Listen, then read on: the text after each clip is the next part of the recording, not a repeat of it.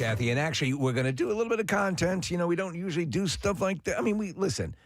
We're just, as I said before, Preston's out. And we should take a Twitter poll. Yeah. Should we run with old bits or do brand new inferior bits? Okay. Yeah. You know, because my sense is that people perhaps want to be a little more plugged in today. Listen, Kathy, we're in the midst of a massive water crisis that's either a massive water crisis or nothing at all. Yeah.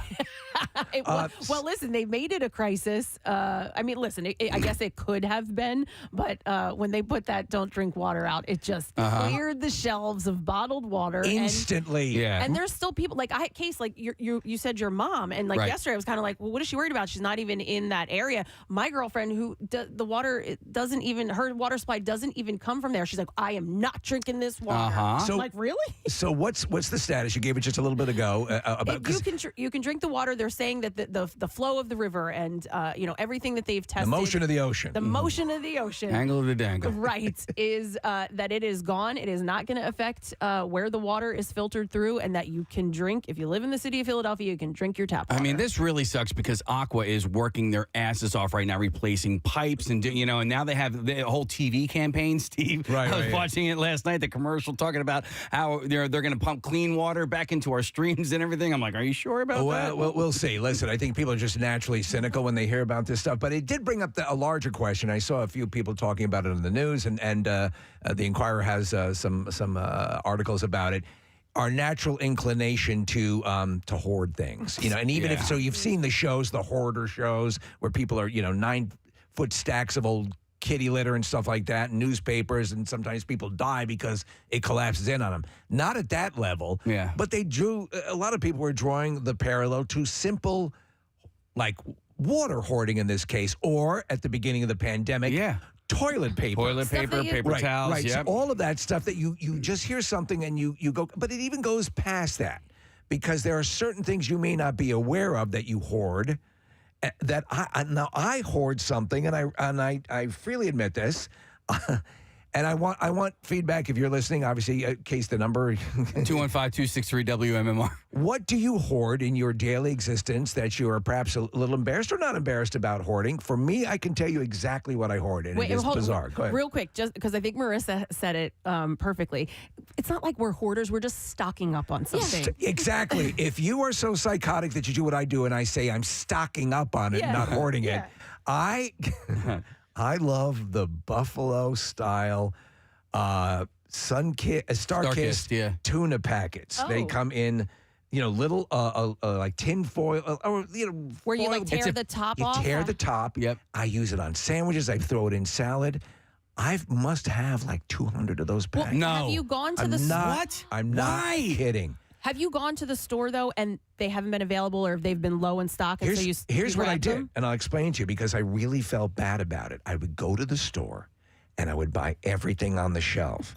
And I'm thinking, somewhere, this is maybe someone else's favorite food item, because I added into so much. But I don't care. And I'm thinking, am I such a prick that I'm going to deprive everyone in the area of this Acme getting this food? So I now ordered in bulk online. So I admit it. I'm crazy over this stuff, and I'm hoarding it because I feel bad. I don't know how you guys feel. If you go to the supermarket and it's something you really like, or whatever you buy, or whatever you can purchase and clear the shelf of. Right. I don't want to I feel bad when I'm taking everything off a shelf and denying someone else the ability to get it. Yeah, so I'm more okay with that than you buying it and then selling it online that's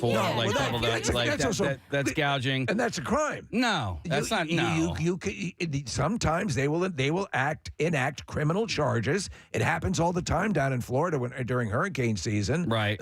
Some people buy generators and then sell them at 4 to 5 times the price. Right. See, I think if you go to the store, and that's why I asked you if it's ever been low in stock, because that's when if it's always available at the store, I'm not going to stock up on it. I'll just go back when low in stock. Right. So those are the things that if it's low in stock or it's ever been low in stock, and then I go to the store and I see it, I will cleared the shelf. I get afraid, and I walk around the house, and I'm looking out the window, wondering if the people I'm seeing driving by my house are driving to Acme to get my Buffalo-style Star-Kissed tuna. You know what I once cleared the shelf of? Do you guys remember, and I think they still have them, I don't use them as much anymore, the Ziploc bags that you could steam vegetables in, Ooh, in your microwave.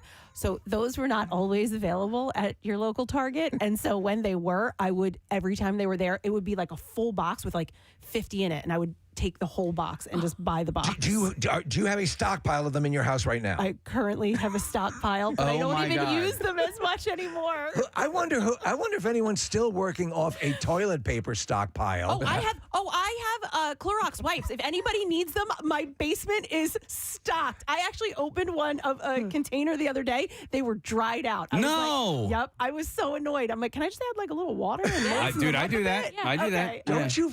It makes me feel horrible. For some reason, it makes me feel terrible. And that's why I try not to do it. But I succumb to it sometimes. Marissa? Well, Kathy, you hit a trigger for me. So I found a new pasta noodle that has become my favorite pasta noodle. What's it called? I don't know. It's like a random brand thing. Right. And I went to the store about a month ago. Get away from that pasta. And it had been discontinued. No. It was gone. They don't even make it anymore? It was gone. And so I did a little Google search, couldn't find it. And then I went a week ago and there was 6 bags on the shelf. You took them all? And I was thinking did you? Did they just find it in the back? Yeah. Is it back for good? I don't know. So I took 2 bags. I also try not to keep a lot of pasta in my house because I'll just eat it and just make it easily. So I took 2 bags and then I kind of walked halfway up the aisle and I was like, back for the rest? So I'll take 3 bags and then I'll take 4 bags. I ended up with 4 bags and then guys, I went last night. It's back on the shelf. Oh my God. If you have ever, okay, here's the litmus test. If whatever it is, if you've ever looked around you to see if people are noticing how much you're taking, well, and I have, yeah, I freely admit it. So last year I was at a store. I don't even want to say what stores because believe it or not, I went back there. I was there about a week ago. I wanted to see if they had the deal. So here's the deal. I didn't clear the shelves, Steve, because they had more of it's sunblock. Yeah. But they had a deal that I had to look at the sign. I go, this can't be right because it was a double pack of sunblock for $7. Okay, normally this has got to be a mistake. Normally one is like $8-9, right, you know, and I was getting 2 full things for $7. I was like, this cannot be real. And so I looked and I'm like, no, this is absolutely real. So I cleared off the entire shelf. Dude, we use so much sunblock. Did you purchase sunblock today by any chance? But it's not like we took all of it. I mean, they still have the copper tone. It's store brand sunblock. But then I went to another store in the area and they had the same deal. And when I went to go buy, oh yeah. You got more? Oh, I got more. Now, I did tell my brother and some other people, I was like, listen, this store has this. I'm like, I'm only telling you, do not tell anybody else about this. Casey, when I was 20 or 21, I had a job at CVS, and every week there would be a flyer that would be sent out in the mail with the weekly deals. And every Monday by 2 p.m., all of the senior citizens in the area had come in and cleaned out. If it was sunblock, Steve, you know what the number one thing that the shelves would be cleared every single time was the cans of coffee. So we would have Folgers cans of coffee, but they'd be buy one, get one within hours. Yeah. Completely sold Coffee's out. expensive. That's what your approach is with the sunblock. Yeah. So I get it. Do you judge someone who's going past you with a cart full of one thing, just the way it's clear? A little. I feel that way as well. Well, it depends on what that thing is, right? Like sunblock. so. But sunblock or canned coffee. If it were 3 years ago and somebody was walking with a cart full of Clorox wipes, I'd be thinking, some. But they also at that time they had to put a limit on how much you could buy. And also, you talk about old people. Do you know that? I buy a lot of old people. No. But during the pandemic, they opened the supermarkets early for old people only. It was senior, and I love that. So somebody that we work with who didn't hit the age limit would sneak in. Would sneak in hoping that they would pass. Hoping that you know what I'm talking about. Hoping who is it? Yes. Is it Bill? No, let's just say he's a popular DJ on our sister station. I see. And if someone was having lunch, they might be listening to this DJ. And we love him dearly. You might see him at a Sixers game. You might see him even maybe yelling at a Sixers over a PA system. But I, you know, I know how he feels though. At those times, you hope you know, the demons in you won't get the better of you. But yeah, you sometimes succumb. That was definitely a litmus test. I still have pumpkin and coconut milk left over from quarantine because those were the two things that I thought I needed to make every recipe. Okay. So if anybody has good recipes for coconut milk, pumpkin, and maybe black beans too. Well, to that, let's go to the calls. Case, let's bring up Dawn, who has something that she is hoarding. Dawn, how are you? Good morning, it. Good morning. So what is it? What have you hoarded? What would we find in abundance at your home right now? Cracker Barrel macaroni and cheese. Oh, hang on a second. What? Cracker Barrel macaroni and cheese. Is it sold in boxes like Kraft would be? Yes, and sometimes in single serve, but I've noticed that it's harder to find, so whenever I see it, I grab it. I have 10 single serves and about 5 regular boxes. Will you clear the shelf when you see it? I'll buy 2 or 3 every time. Okay. All right. So you have some restraint. And I've been good, but I know what you're saying. And then you just, even if you don't need it, when you see it, you buy it to make sure you have it stocked. I think, Kathy, you were saying the delineation between hoarding and stockpiling. We're stocking up. Stocking up. Yeah. We're stocking up on Ziploc bags that you can put in the microwave. There are certain things that I have to buy in bulk because my kids love them so much. So if I'm ever getting like spicy ramen noodles, like I can't just get like a couple. I literally have to clear out the entire shelf because once they're in the house, they go so fast. They go so fast. Yeah. Are you a Costco person, Case? Do you buy in bulk with stuff like that? So I'm not. My mom goes to the initials. I'm not going to say because Steve's going to make a joke about her giving BJ's? Yeah. Go ahead. But I won't. I promise it. Do you go to anal? No, but my friend is a member at Costco. Actually, my wife and her went there on Friday to get some stuff at Costco. By the way, speaking of which, I remember. dude, they have Thin Mint chocolate-covered pretzels at Costco. All right. My wife Why came did I back. say that? I wanted to hoard them. She came back with one bag. I was like, why would you only come back with one bag of these? Like, she's like, I didn't know that they were going to be amazing. So, Wait, can I ask a question about those? Okay, Sam's Club, BJ's, Costco. Yes. So I was Sam's and BJ's member for years, and then I don't really buy anything in bulk because I love Target so much and I just want to go there. So I stopped that. But I had to get something one year for Christmas at BJ's, and I went in and I was like, listen, but my thing expired. Blah blah. She goes, oh no, you can still purchase it. So can you go into those stores and not have the membership? Here's what happens. Like technically, you're supposed to have a membership, but they'll activate it. now you get a guest pass. No, you have to pay. You have to pay that fee, that annual fee, or I don't. Fee, yeah, and it's usually fairly nominal. Yeah, but I asked her when I purchased it. I said, is there a price difference because I'm not a member? And she said no. Wow, So, man, Kathy, that on the sucks. way to Keenan's last year, I had to go buy like 12 dozen eggs. And I stopped at maybe it was BJ's or Sam's. It wasn't Costco. And I asked if I could do a one-day guest pass, and they said no.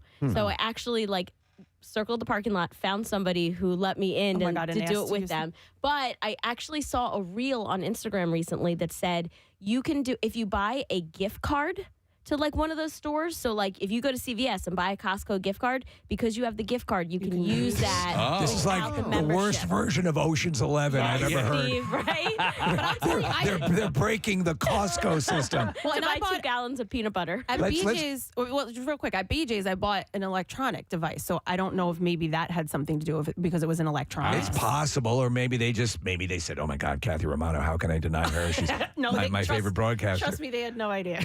Casey, go to Barbara on line 6. I bet you a lot of people do this. All right. Hey, Barbara, you Barbara, there? yeah, you there? Gadzooks. Gadzooks. So, Barbara, what do you hoard? And I bet you a lot of people share a similar story. Oh my God, I hoard sparkling ice, fruit punch, and the lime and cherry flavor.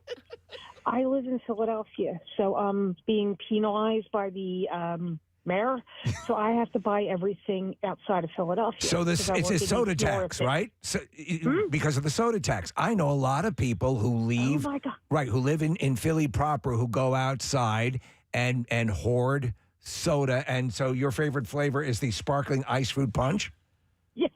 And now, I have an entire tote container of it down in my That's basement. really funny. When does it go from hoarding and stocking to a collection? Because right. Have you seen my Literally now- sparkling fruit punch collection? Yeah. I literally have them in May come in like a 6-pack or a case. I literally have like 3 cases plus they're full in the tote. I love that. And let me ask you, is there a slight element of embarrassment in admitting this? Because I admit my buffalo-style tuna addiction. Do you feel a little embarrassed, Barbara?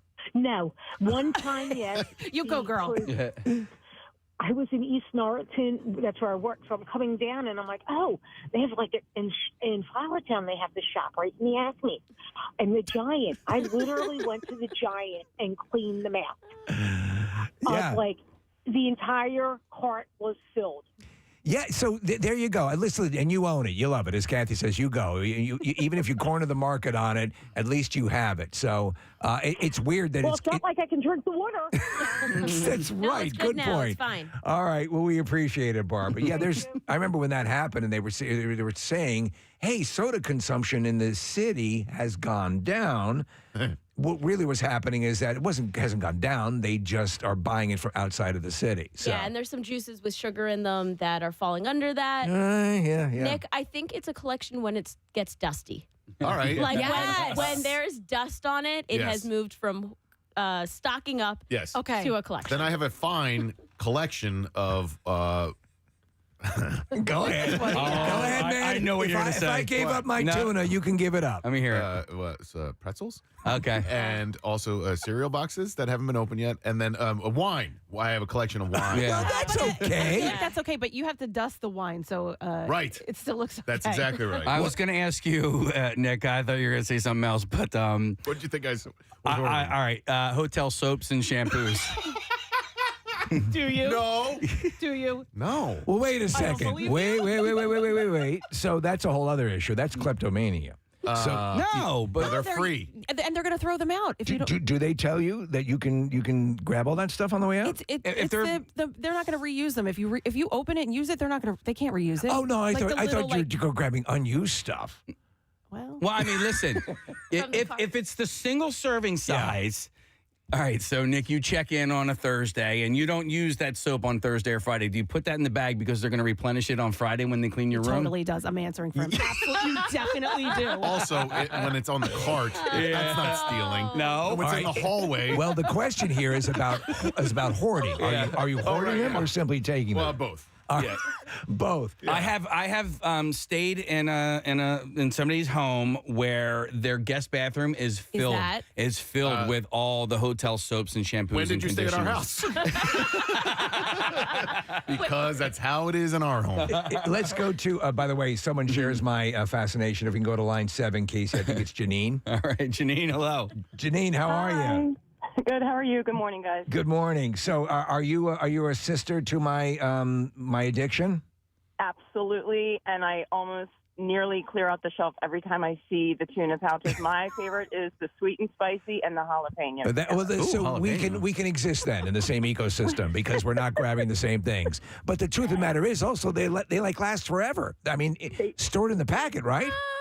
They do, and my son will literally walk away, and go to another aisle, just so he's not near me when I'm standing there loading up the car. That's what I'm looking for because there is this. I feel embarrassed, and that's why I now order online to get them because I don't want to feel like the ultimate tool clearing the shelf of them. But you know what I'm talking about. So there you go. I do.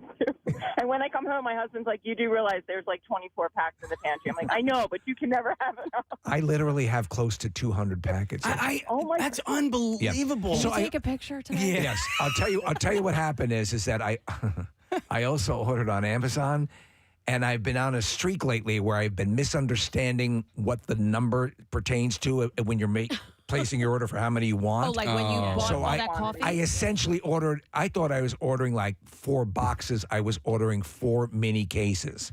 So that's why I ended up. You did it with the coffee and you did it with the creamer too. So, Kathy. And Oreos too, right? Oh, Oreos. yes. Yeah. so I'm very stupid. So that is part of the deal. Just do me a favor. After you take the photo, can you just turn it over and check and see if there's an expiration date? Yeah, on no, I those know too? for a fact they last for a while. Okay. A while, yeah. So I mean, I actually have prepper food in my basement. Dr. Mike convinced me, and he and I are going to have a meal when the world is ending. We're going to have a chef prepare our prepper food. But that lasts for 40 years, 30 years. But you'll get a good run on the Hey, real quick, just getting back to the hotel soaps. And somebody texted this in and reminded me. I think every year the Flyers actually have a night where they collect that stuff, and it goes to the shelters. So if you have any of those things, and I do, you can bring them to certain places and donate them. Yeah. So you're actually helping out the homeless by doing that. Right. Yes. It's altruistic. That's can we go to Joyce on line 3? I was looking at it exactly, Casey. Go ahead. Hey, Joyce. Hey, Gadzooks, guys. Gadzooks. So what are you hoarding, Joyce? What are you, I'm going to assume, embarrassed, maybe not, to admit that you hoard? I used to be embarrassed, and now I own it like a rock star. Deodorant. How much deodorant would we find in your house right now? Now that I'm a little embarrassed to say. Oh my God. So every time I go to the store, I buy 2 or 3 of the deodorant. It's so bad that now my husband will go to the store and he'll be like, "Do we need anything from the store?" "You need deodorant, don't you?" Because he knows that I am obsessed. I am obsessed. I have a deodorant obsession. Joyce, I need to know what the deodorant is. It's just Degree. I'm a Degree guy. Yeah, what flavor? What flavor? What flavors you do? The flavors vary because there's a lot of new flavors out there. So I do, I enjoy flavors. Are you a fan of Cool Rush? I love Cool Rush. That's what I'm rocking right now. Me too. I don't know if Cool Rush comes in female, Kate. Well, Joyce, no, it's like Irish Spring, manly, yes, but she likes it too. So, No. Well, let me ask you that. You didn't give me an actual count. If you were to guesstimate how many deodorant sticks you have in your house right now, what would you say? Over 30. And why, Joyce? It's not like Degree ever is low in stock. I know. Don't judge. It's a mental. There's some sort of thing here. I'm not judging. I'm just asking. So I have a little bit of OCD, like diagnosed, and I go through a stick of deodorant a week. Okay, listen, I love your hygiene sense because I am that way as well. I am acutely aware. Okay, so maybe I'm in your ballpark. I got Kathy. Kathy, what is the it's the brand, I can never remember the name of it. It's the charcoal deodorant. Pay-wee. Right. Is that it? Yeah, I think Pay-wee that's was it. the fast food place. Yeah, it is. So I rub Asian food on my armpits. Lettuce wraps. You smell But great. Joyce, But Joyce, so I probably have about 10 of those in the house. Yeah. So Okay. yeah. See, so you get it. You get it. Yeah. So Joyce, how often are you rocking? Are you rubbing your pits with the deodorant? Well, I only do it in the morning after a shower, before I head to work or head out or whatever. But I count. I'm a counter. Okay. How many? All right. How many passes? Oh, all right. Okay. So it's 60 Oh my God. Per pit? Oh my God. on each pit. Oh my God. That's a lot. That's 120. Yeah. Mm-hmm. Piper wine. Yep. Piper wine. That's it. Yes, it's not Asian food rubbing on your armpits. And it's so funny because even my husband's like, after you swipe it, 5, 6, 7 times, like you're just going over what's already swiped. Like it's not going to make much of a difference. Well, listen, I know. We're not judging. Listen. We're not judging. I mean, look, Nick is actually robbing hotels, so we're not judging. And that's why I knew I could call in and be honest and own my stuff. All right. Well, thanks for calling, Joe's case. Yeah, and by the way, so I don't know how you guys do your deodorant application, but I do almost essentially from like my elbow all the way down. Like I get this whole Wait a second. area. Haven't your pits been treated? Didn't you? They have, and so I don't like really sweat, so and you I don't sweat, and I don't really grow hair on my armpits. Is there odor? No, and I never. But it's more of the texture. So you look cool. No. I like it when my arms are like walking like a robot. Yeah, it's a little slippery under there. Slippery under there. Casey's doing the robot here in the studio. I prefer it to be slick, like a slip and slide. But how many swipes? Probably maybe like 5 to 10 on each. All right, I think we've gotten to the bottom of the swipe account. 3. I want to check into this right now. Let's go to line 1, Jared case if we can. All right, Jared, how are you? Back off, War Child. Back off, seriously. Back off, War Child. Back off, War Child. Seriously. You have a unique hoarding object. What is it? So, there was this dinner my mom used to make, chicken croquettes, and they came from this one company, and it was like my favorite meal. And my mom called me one day and said the company's going out of business, and she's like, so you better go to the store and get a couple before there's no more left. Well, so me just being the person I am, I went to the store. There was about 12 in the freezer aisle, so I grabbed all 12 boxes. Right. And then I told my mom, I was like, yeah, I got a couple. She's like, oh, I just left the Redners in Boyertown, and they have a bunch on the shelf that says, the end of sale. So I went to Boyertown. I grabbed about 18, 19 more boxes. How many croquettes in the house right now? So luckily, I ate half of them already. Okay. So Luckily. we're down pretty low. Wow. Is it dangerous? Are you having to make provisions and plans? I'm sorry, what? Are you having to make emergency plans? Do you consider this dangerously low? Oh yeah. I'm done. I'm gonna cry when I'm out of boxes. All right. So wait, what is the name of the company? So it was called like Rashers. It was kind of like an off-brand of Tyson. Okay. But they were the only actual good ones that they make out there anymore. The rest are all breadcrumby and they're just not that good. It's funny though how that registers in your mind, and it's like I almost think with my situation, Jared, is like I don't want to live in a world without Star-Kissed buffalo tuna in packets, and so you think about. These croquettes enhance your life. They're what you look forward to. And then to think of living without them is just unbearable, correct? Yeah, it's like living without my wife. I couldn't think about it, but it could happen. It's like living without your wife. Steve, let me ask you about the tuna packets. Yeah. Like, you get to a certain... Jared. What level in the household do you have to get down to in order to restock? I'm going to freely admit that around 200 is excessive. Okay. And I will say that I'm probably good in the 60 range. Because I have a whole 60 bunch to of 80 range. frozen pizzas. We have a freezer downstairs, right? And so we keep some stocked frozen items down there.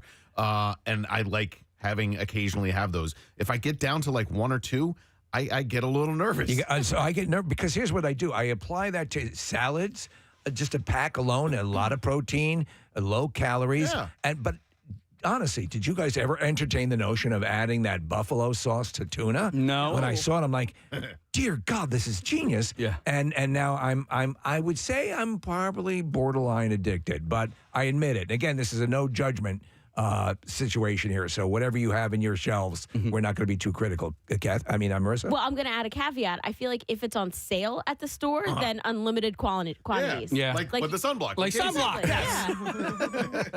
and deodorant. I want to go to, now this is interesting, Brian on line 3. Brian. Oh, crud. No problem. Did you hang up on him? I did. Brian was hoarding Taco Bell sauce. Oh. And you remember the story of the guy who was in Manhattan. Yes, the duck sauce. He actually killed someone. And they went to his apartment, Casey. You remember he had boxes and boxes of this duck sauce that he just...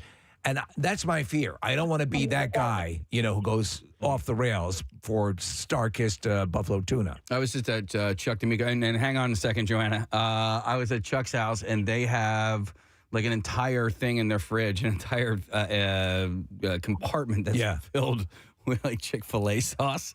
And I was like, that stuff's gold. I almost stole it because it is the best sauce out there. Well, and remember when there was quantities were down and they said they were running out of Chick-fil-A sauce. Yep. Go to Chuck's house. Well, Joanna's on the line. Joanna, you have something that pertains, I guess, to it's sort of underarm deodorant-ish. What do you collect? What do you hoard? It is the Bath and Body Works bubblegum pop perfume. Ooh. All right. Why? Why do you need so much of it? I love bubblegum. It's my favorite scent. So last summer when they came out with it, I bought out entire stock from Warrington Bath and Body Works, Willow Grove, and Montgomeryville. Oh, my God. And the entire stock online. So how much in your house do you currently have, would you say? Right now, I have about 200 bottles left, and I keep one in my bag. 200 bottles. Now, Joanna, wow. Was it seasonal? Like, did it only come out during the summer? I believe it is, and I'm hoping they get it back this summer. Okay, but a gift card. Just in case, you have plenty for now. Well, how quickly will you go through 200 bottles of Bath and Body Works bubblegum pop perfume? Can you repeat that? How quickly will you go through that collection of 200 bottles? One bottle will last me maybe about a week and a half. All right. Oh, okay. Wow. So You're good to go. Tearing through it because those actually lose their scent after. Now, listen, it may be years, but they do kind of go bad on you. So is that kind of a buzzkill for you? He's like, Kathy, what did you have to dry it out that you were hoarding? The Clorox wipes? Yes, right, Oh, right. Yeah. Well, maybe there's a way to store them, Joanna. So look into that because and Joanna, do they ever run out of stock? Like, why do you need so? And there's the judgment-free zone. Why do you have to have so many at a time?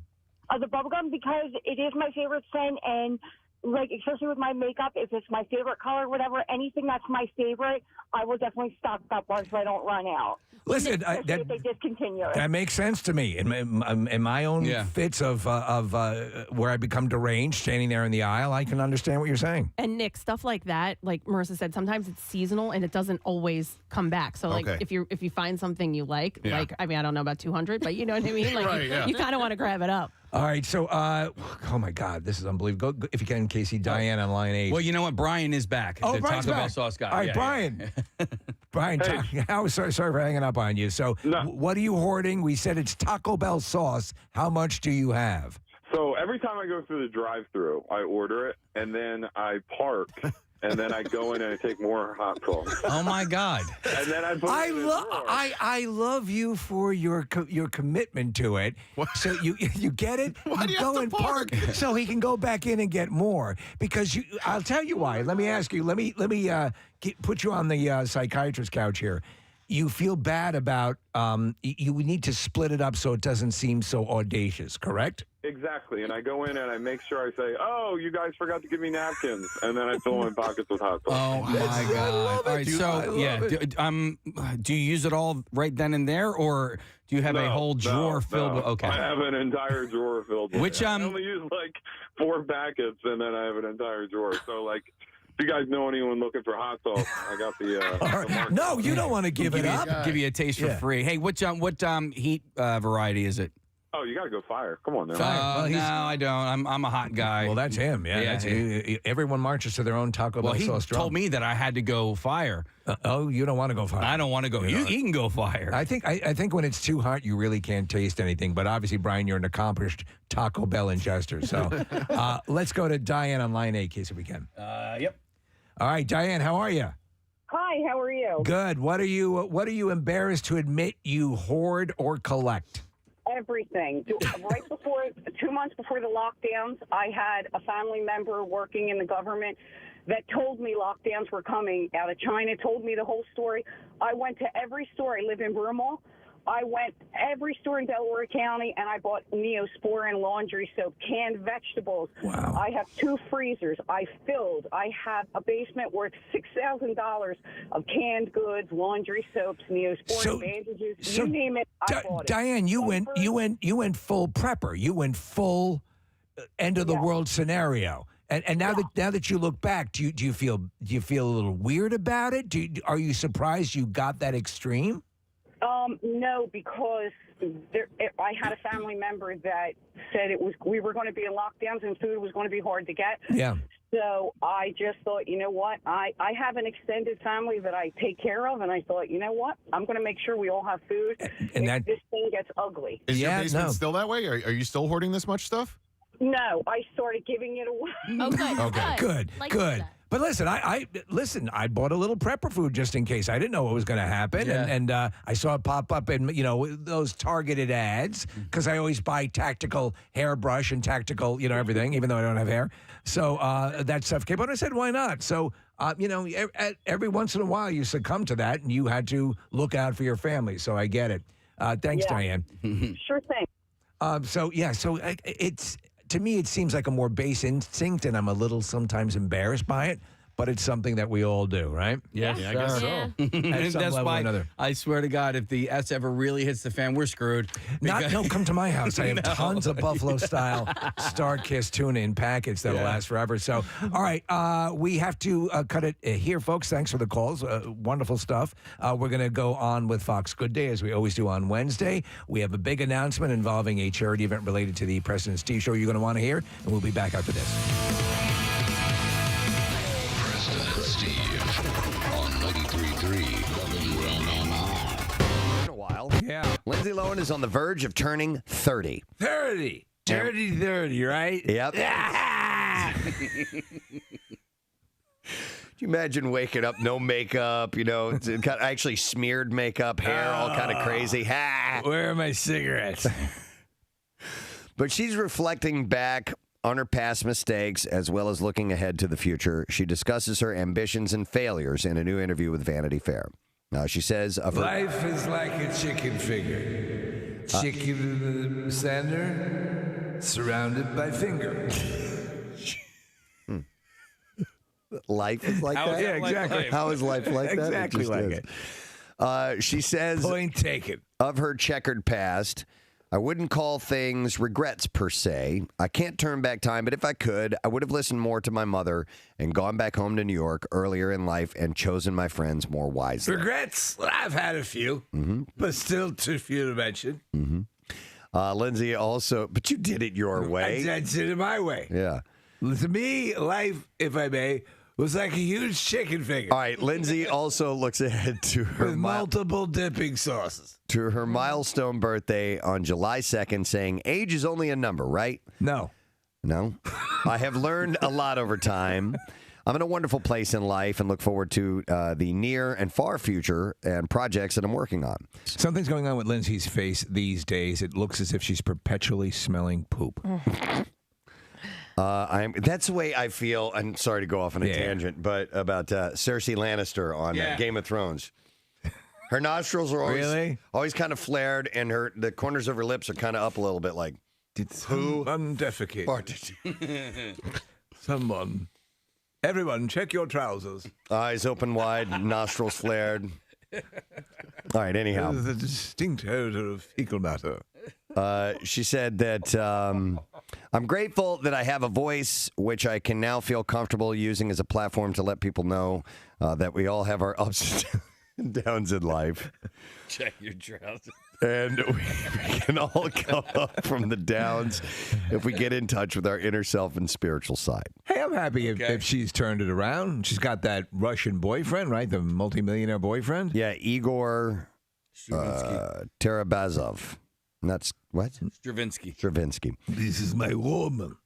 She loves chicken fingers. She also says of her future plans of making more films, writing my books, starting my charity, working with children a lot, maybe having some of my own soon after I get some movies done first.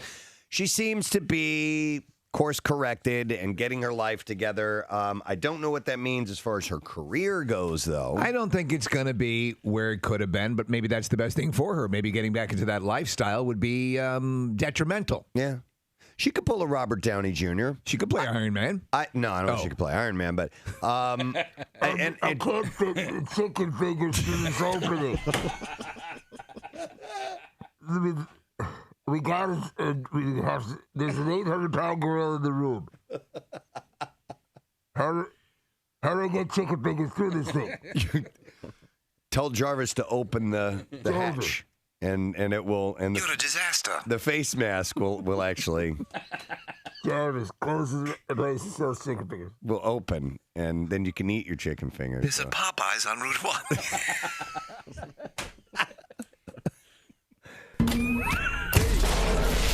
A little underdone. Let me kick him up a little bit. Just like I like him. You're heating them up. Let me get that for you. They're a little cold. Just like I like them. No, what I'm saying is she might be able to turn her acting career around. She's not as talented as Robert. Even when Robert Downey Jr. was younger, even in those like Weird Science and Back to School, stuff like that, you could tell he had acting chops. So. It's hard for her, though, because she really, the party lifestyle left a mark on her appearance. And, yes, and it did. It's harder for women in general. And then when they mess up their appearance like she has over the last, 10 years or so, it's going to be an interesting thing to see where she goes next. Nick, I clearly remember we did it. We did a Dirty Old Man screening of Mean Girls. Yep. Well, as we called it, we had us, a whole bunch of guys. We called it the Dirty Old Man Matinee.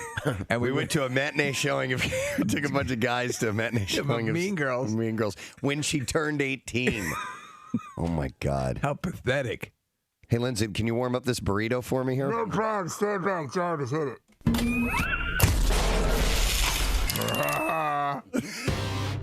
Hikaru Sulu. Yes. Is revealed to be gay in the upcoming Star Trek Beyond movie.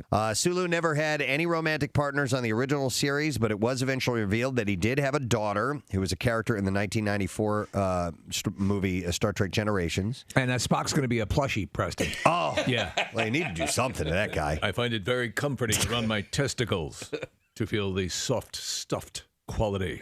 It is a logical sensation. Yes. It arouses me in a very primal way.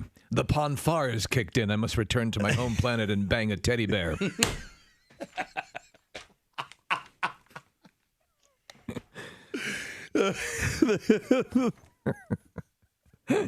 They should give everyone something. Everyone should have something, right? I agree. I mean, after Dr. all, McCoy's into hot Carls. I mean, Kirk's a total perv. He'll bang anything. Listen, after all, Kirk is crawling with disease. The show itself was meant to show diversity in the future. Gene Roddenberry's saying infinite diversity and infinite combinations. Yeah, all across. And then eventually when it got to the next generation, it got outside of the United States. It got, diversity in different alien species and so forth with, Worf on the deck and so forth. What you dip your wick in, as they say. God, what would Worf do? What would his perversion Oh, this is going to be good. Here, put the saran wrap over your face. He's the hot Carl fanatic. God, imagine what would come out of that. Klingon hot Carl? Oh, my God. Forget it. It'd be corrosive. Oh, my God. It'd be like burn through your skin. Like the blood in Alien. A hot Worf. Yeah, a hot Worf. By the way, I think I can safely say that the words Klingon hot Carl have never been said by anyone in humanity before.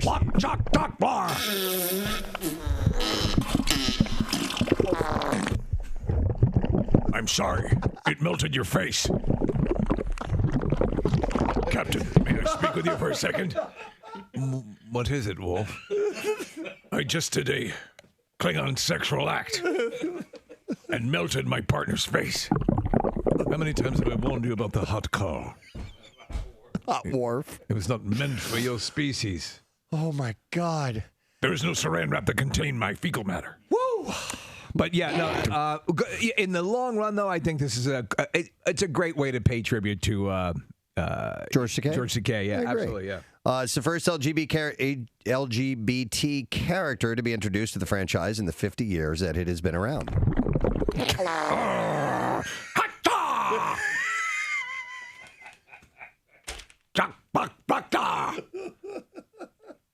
Mr. Wolf, you must stop doing that. You almost breached the outer hull of the ship. We were able to freeze your fecal matter before it hit the retaining wall. Set shields to maximum. Oh, my God. Can't contain it, sir. It's another hot cattle. Of course, I'm mixing crews here. It doesn't matter. It does not matter.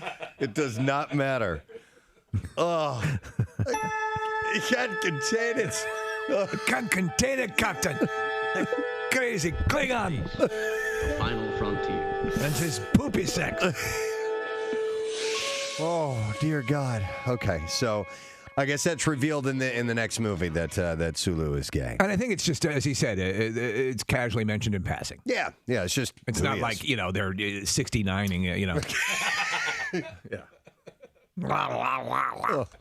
I think I've decided something. What did you... Wait, are you the decider? No. No? I'm the noticer. Okay. But I have decided that when I am the noticer... Oh, you're going to do something? You're going to put a fake beard on? I'm going to put on... Wow. Nice, all right. Hero That's going to get old real quick. noticer mask. Oh, kind of like the noticer? Preston Elliott, in the dark of night, he seeks out stories to entertain you. He is the noticer. I had this superhero mask, and it's sat on my desk for years, and I'm like, I wish I could do something with that. He wished he could do something with it. So I'm now wearing the superhero mask when I am the noticer. Known to a select few as the noticer. Yeah, this will get old, right? It's going to get old for you, not for me. It's already old. Well, I noticed that the Mega Millions jackpot for today has ballooned up to $540 million. Where does that put that in comparison to the biggest of all time? Ooh, that's a good question. That $1.1 billion Powerball lottery, there's still... I can't look at you. I'm sorry, I have this mask on my face right now. Preston Elliott. I'll take it off in a minute. Nick can't look at him, but we can. There were 3 winners, 3 tickets won. One is yet to be claimed. If Preston has a mask on, Casey probably should have one on too. It's not that hard to push a button. Casey Boy Wonder. Yeah, that's what I'm saying. Can I put some saran wrap on my face and have And no salt crap on your face. It'll do you give you a hot wharf. A steaming... steaming Klingon? Steaming Klingon. I just gave Casey a steaming Klingon. I'm sure if I'm wearing a mask, then Nick should take his shirt off. Well, listen. Okay. Well, and if Nick's taking his shirt off, I should probably take mine Done. off. Oh, Marissa found some saran wrap. It's a loop. Dude, are you serious? It's for the bit. All right. Preston Elliott noticed some other things. He's still wearing his mask. I am still wearing my mask. You know what? I'm going to have an imprint of this mask on my face when I'm done, probably. So people are going to know who you really are. Damn it. We have found out who Batman is. Mr. Wayne, would you step forward? So he's got the line around his... Yeah. How'd you know? What? He does have eye makeup on too, right? Yes. I mean, come on. Yes. How do you get that off so quickly? And They're appliques. And how do you put it on? But he does have... What do you mean? What? He's got see the lines. the circles around his eyes like the trick binoculars. And his hair's all molded into the pointed bat ears. That. Come here, look in the mirror. Oh, damn it. For a while, believe it or not, there was octopus wrestling. Really? And you can look that up if you want to. Who did that? Or octopus fighting. I'm sorry. Oh, so an octopus would face off against an octopus. It wouldn't be an octopus No. A facing person. off against 8 people? No, one person. Okay. Yeah. No, it was a thing back in like the 1940s or something like that. Nick, do me a favor. Look it Now up. it's time for an octopus fight. Say, this fellow looks rather spry. Do you care to face the octopus? I wonder if there's I anything. squirted ink in his face. That's dirty pool. Nick is looking up. I don't see it. What are you looking at? The lion? The lion and the anaconda. I didn't know that was a fight that was possible. There are you can find animal fights, like in the wild. To be honest, I never much liked anacondas anyway. But I guess if lions and anacondas can get along, maybe we all can. Can you click on that lion anaconda? I want to see that. That one looked fake. I was going to watch You think it's fake? Doc Ock versus Spider-Man. No. Nick There was a series for a while, Preston, you remember, where they had imaginary battles. Yeah. So who would win between a fight between a polar bear and a crocodile? And a crocodile, right. Yeah, I remember that. Now this is 4.5 minutes long. Or what would win, I should say. Yeah, we don't have time to watch all this. So now we're watching a lion attack a giraffe. Or actually, the giraffe is attacking the lion. Yeah. Lion, giraffe Kicking its ass, too. Oh, my God. Whoa. Trampling this thing. I know that you never thought that a giraffe could beat a lion. But I guess I never much thought that too. I never much thought that, too. Now we're watching a cobra versus a mongoose. Those are known adversaries. They would have fights. You put two of those in a Ricky Tikki Tavi, right? Right. Yeah. And now Meerkat versus Hoot Owl. Snake versus crocodile. All right, let's go. Casey's all about this. Man. Yeah. I think it's snake. The snake will win the fight. Yeah. Uh-oh. Nope. Looks like the crocodile won it. I don't know. I've seen alligator versus an eel. Do they tap out? The snake doesn't have Remember, any. snake, safe word to sofa. All right, jaguar versus crocodile. All right, let's see. You gonna give a play-by-play? Jag doesn't have a chance. He doesn't even know that the crocodile's in the water. Looks like he's dragging it out, Casey. Looks like he's dragging it out, though. The U.S. Ninth Circuit Court of Appeals issued an opinion which found in part that sharing passwords is a crime prosecutable under the Computer Fraud and Abuse Act. And the decision, according to a dissenting opinion on the case, makes millions of people who share passwords for services like Netflix and HBO Go into unwitting federal criminals. I don't want to go to jail for something stupid like that. Like I know people who have who rent like the streaming movies. Whatever's in the theater right now, they can get online. I'm like, I am not doing hard time. If you're sitting in a cell with a guy who cut somebody's head off, what are you in for? I shared my Netflix. Say that again. I shared my Netflix password. But tell me how you beheaded that family again. All right, so I'm a little concerned by this news story. How many federal laws have you violated? I don't know. Are there any gray areas in this? And I don't quite get what the illegality on sharing passwords is. All right, here let me. This is the case that supposedly may set the precedent. The decision came in the case of David Nussel, an employee at the executive search or headhunter firm Korn Ferry International. Nussel, Korn Ferry. I'm the Corn Fairy. Your corn will grow tall and yellow. Thank you, Corn Fairy. The Indians refer to it as maize. If it helps, corn is spelled Korn. Oh, okay. And then fairy is Ferry. Wrong fairy. This is the Corn Fairy. I only have one TV in my house, but other people use my Netflix account, and they have their own separate channels. But I'm the one that's paying for it. But I'm allowing them to use it in a different place. No, then you should be okay if you're covered for X amount of screens. Yeah, then I am. I don't think then you're that- fine. Okay. But it's But the people are sharing it, and I'd lawyer up.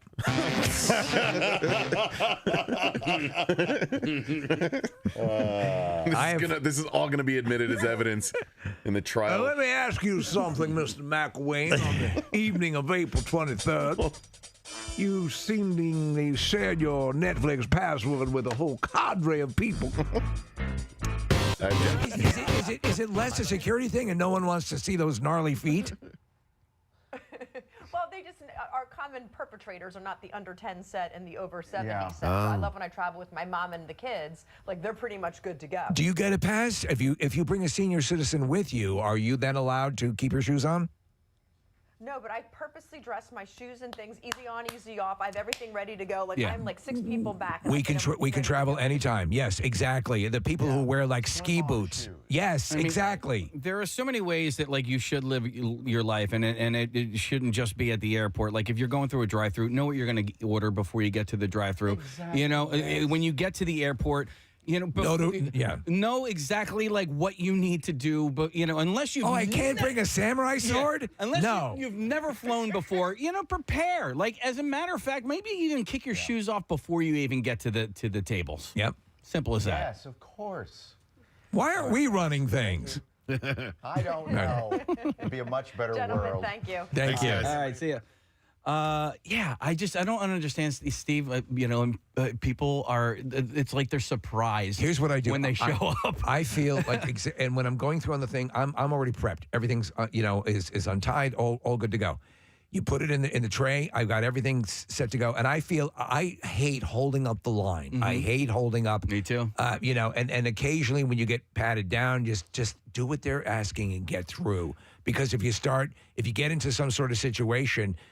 Going through Orlando's airport back, there were people in front of us. I was in line with Kyle. I was behind you were you ahead. guys, yeah. Yeah, and it's like half the reason we're bottlenecked, I should say, is because of just two people, and everything else would have opened up immediately. Yeah, but Come on. you got to give Orlando a pass because there's so many people traveling with kids. Like that is just not easy. I take everything out of my pockets even before I get in the line. I put it all in the back. Like I have, if I can get to the airport with like flip-flops on so the shoes come on and off faster. Like I just try to make it, Steve, as simple as possible for me so there's nothing in my pockets, there's nothing metal anywhere, and put it in the bag and then just get through. I agree. The most difficult part for me, though, is not petting the dogs. Yeah, because they're terrible. But I do stress more about holding people up than I do about like getting I do too. Pulled aside or whatever. I get so embarrassed. Yeah. I feel embarrassed because Yep. I'm taking up time. Hey, so real quick, normally I think, Preston, we're here, we would do the bizarre file and then do the announcement, but because we're not going to do it that way. I feel like we should do our announcement. I think we should. Do we have a drum roll? Yeah. As All a right. matter of fact, I got to get it. Kathy, you're going to have me announce this and then join on in. I'm sorry that I'm not Preston, but I'll do my best. It is back. You know it. You love it. Those of the excessively coiffed. Kathy's Cuts benefiting Wigs for Kids. And it is Monday, May 1st, 2 locations to donate. Gravity Hair Salon in Ambler, PA, and a new one. Yes, brand new salon, and I'm so excited that we're going to New Jersey. You specifically wanted a location in New Jersey. Obviously, we have a lot of people who support this charity and listeners in Jersey. It's Vibe Salon? Vibe. Very cool, very cool. Yeah, So Vibe Salon, they're in Mount Laurel, New Jersey, and I'm so excited that they're involved. Everybody's really looking forward to this, and we kind of, shifted again, like we did over COVID when we started this again. We didn't take it back to the one big location, so we're keeping it like this for now. Next year, maybe we'll be back at True Beauty. They're still involved. True Beauty Concepts. They're supplying. And they're amazing. Yeah, they're supplying the gift bags of hair products to all of the donors as well as the stylists that are going to be working on them. And Duncan is going to provide, some coffee and breakfast. So we're working on the specifics. We might have Nick at one location. Nick, you're excessively coiffed. You're ready to make the cut, yes? This is 3+ years of growing the hair out, and I am tired of it. Yeah. And so I'm going to cut it at some point this year anyway, but if I can donate it to charity, all the better. I mean, how many bottles of hotel shampoo do you go through a week? I mean, you have to stay in so many hotels. Thank God steal so many bottles. Thank God you have all those Marriott robes. Yeah. So you can sign up now. I've been getting so many emails about this. I always do. Right when we hit, springtime coming into springtime, people look forward to it. People grow their hair out. So you can go to PrestonandSteve.com. You sign up for either location. So you can pick the one that's convenient to you or one that has a convenient time for you. I will say it does often book up early. So if this is something you want to do, make sure you sign up today. And I have to stress that Wigs for Kids has new requirements. In the past, there was like 8 inches of hair, 10 inches of hair, 12 inches of hair. It's actually up to 14 inches of hair. And the reason they do this is because they have to have that long of hair to be able to make these wigs. And it takes a number of ponytails just to make one wig. So the minimum is 14 inches of hair. So minimum? Yes. You have to have at Do you think least, that's going to impact? You've had a lot of people with very long hair come down, so I don't think it should be that. I think it will impact prohibitive. some people who were maybe planning to cut Right. this year and they're not quite at that length, but I think the event will still fill up. We get people with the ponytails that they come in with are so long. Some people's hair grows so fast. I, unfortunately, am not a person like that. My hair doesn't even grow. So people that are able to do this, it's great. And there's a number of requirements and guidelines, and you can read all of that on PrestonandSteve.com. But your hair can't be chemically treated or bleached. And if you have gray hair, you can only have a percentage of gray. You can't if you're fully gray, you won't be able to donate. And as we said before, they're not just going to put you on a table saw. You're going to get a style. Yeah, you'll get a beautiful hairstyle. All of these hairstylists. Gravity Hair Salon has been with me since day one when we did this years ago. I think it was like 16 years ago we started, 15, 16 years, something like that. So they've been with me. And all of their stylists have been doing this with us for years. And then the new salon, again, they're all seasoned stylists that know what they're doing. They know how to cut the hair.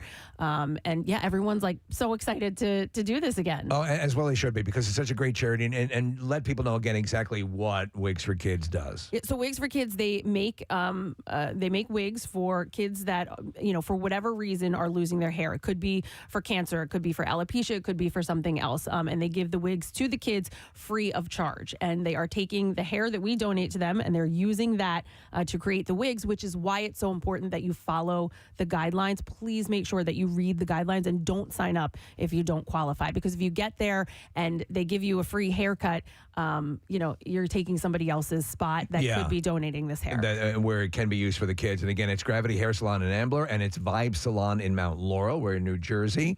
Anything else you want to add to that? No, just the time slots start at 6 a.m. They end at 10 a.m. And like I said, they fill up quickly. So if you meet the 14 inches of hair guideline, as well as, the other guidelines that are listed, sign up. All right. Awesome. And Case, we have to have, nobody can do the bizarre file but Preston, so let's let him do it. Now, WMMR presents Preston and Steve's Bizarre File. I can do the sponsor, though. Oh. Today's Bizarre File is brought to you by Monster Jam. The big leagues of monster truck competition comes to Lincoln Financial Field April 16th. Visit monsterjam.com for details. I will start in the Bronx. A woman fell into the cellar of her apartment building after part of her bathroom floor collapsed below her feet. Wow. And she went through the floor down into the cellar. The partial floor collapse happened on Sunday at a 6-story building. Was she sitting on the bowl? No. When the 28-year-old tenant entered her first floor bathroom, the floor gave way in the area of the toilet, though, and shower, sending her tumbling down into the cellar. She fell about 8 feet. Suffered minor injuries, including cuts and bruises. She was recovering at a hospital. I've been in some, like in the city or in the, where you step on the floor and you're like, oh, yeah this is not long for the world. It left a 2-foot by 4-foot hole in the bathroom floor. A preliminary What did you eat? Investigation determined that the lack of proper maintenance was a contributing factor to the collapse, and they had issued a violation to the landlord for failure to properly maintain the building. In the meantime, the woman, her husband, and child were forced out of the apartment after the DOB issued a partial vacate order for the impacted unit as well as for the area directly below it. Tenants said that they weren't surprised and that the landlord regularly ignores issues in the building. So he's one of those. So slumlord. Yeah, sounds like it. In New Zealand, this is weird, man. A captain of a ship crashed on his way to work in his car, and he died the next day in the hospital. And apparently they found that he had fatally ingested antifreeze. Prior Alan Lee is his name. He drove off a hillside road in the outer Marlborough Sounds and spent a night outdoors before walking to a house and getting a ride to the hospital. However, he suddenly deteriorated despite full efforts to resuscitate him. He died in intensive care that afternoon. A toxicologist found that Lee had consumed ethyl glycol, also known as antifreeze. Now, he was the skipper for New Zealand King Salmon, working 7 days on, 7 off, and staying with either of his parents or partner during time off. And he was driving on an unsealed road when his Ford Ranger went off the road, rolled down a steep hillside, coming to a stop about 200 meters below the road. He pulled himself out of the vehicle, but he couldn't climb back up the hill. So he spent the night in the bush drinking from a stream to quench his, what he said was an insatiable thirst. In the morning, Lee made his way to a house. He looked clearly beat up, but he refused medical help because he didn't want to be airlifted to Wellington. And in the end, the homeowners drove him to the hospital. They said that Lee was talkative and coherent on the drive, but he was breathing heavy and had pain in his chest. He was alert but confused and had an increased heart rate by the time they arrived at the hospital. By noon and by 3:40, he had deteriorated rapidly. He was admitted to intensive care, was intubated, ventilated. He was suffering from high potassium and severe acidosis, a buildup of acid in the blood. And despite full resuscitation efforts, he couldn't be revived. So as ethyl glycol was detected in his toxicology results, concerns were raised about whether Lee drank this from the coolant bottle in his vehicle. Lee had described being insatiably thirsty after the crash. Investigating the crash, police found the coolant overflow bottle in his vehicle had tipped over and the top of it had been removed, making it possible for him to take the coolant water from the overflow bottle. So I don't know why this guy did weird. that. Is it possible if he was drinking from the stream that there were chemicals in the stream? I was wondering that initially, but they're saying that this bottle was what he was drinking from. And why did he pass on the medical trip to Wellington? What's his beef with Wellington? Police told the coroner they were satisfied there was nothing suspicious or in relation to his death. That is so weird. Yeah. Yeah, there's just no, you know how lethal. Yeah. But I'm wondering if he thought he had cleaned it out maybe and there was some left in it and he had put water in it and then drank that. I don't know. An employee of an animal park in southwestern Sweden was gored to death by an animal called an eland. An eland is the world's largest antelope. Oh, boy. And it's got big, big horns. honking horns. Yeah, so... or antlers, or whatever you want to call them, or antlers, I don't know. The man, a foreign national, was taking the antelopes into the stables after... You can tell his accent. After the park had closed. The goring happened at the Olin Animal and Entertainment Park. Listen to the man. He's being gored to death. Police said the case is being considered a workplace accident, which is standard procedure. That you get gored to death? Yeah. It's not known precisely what happened inside the enclosure. As of Monday, the park had closed for the season. And that happens occasionally. Our employees will get gored to death. Yeah. The whole bunch of them, apparently, it was like... a billion. Yeah. In England, police have issued a warning after a driver attempted to evade his breathalyzer test by shoving coins into his mouth.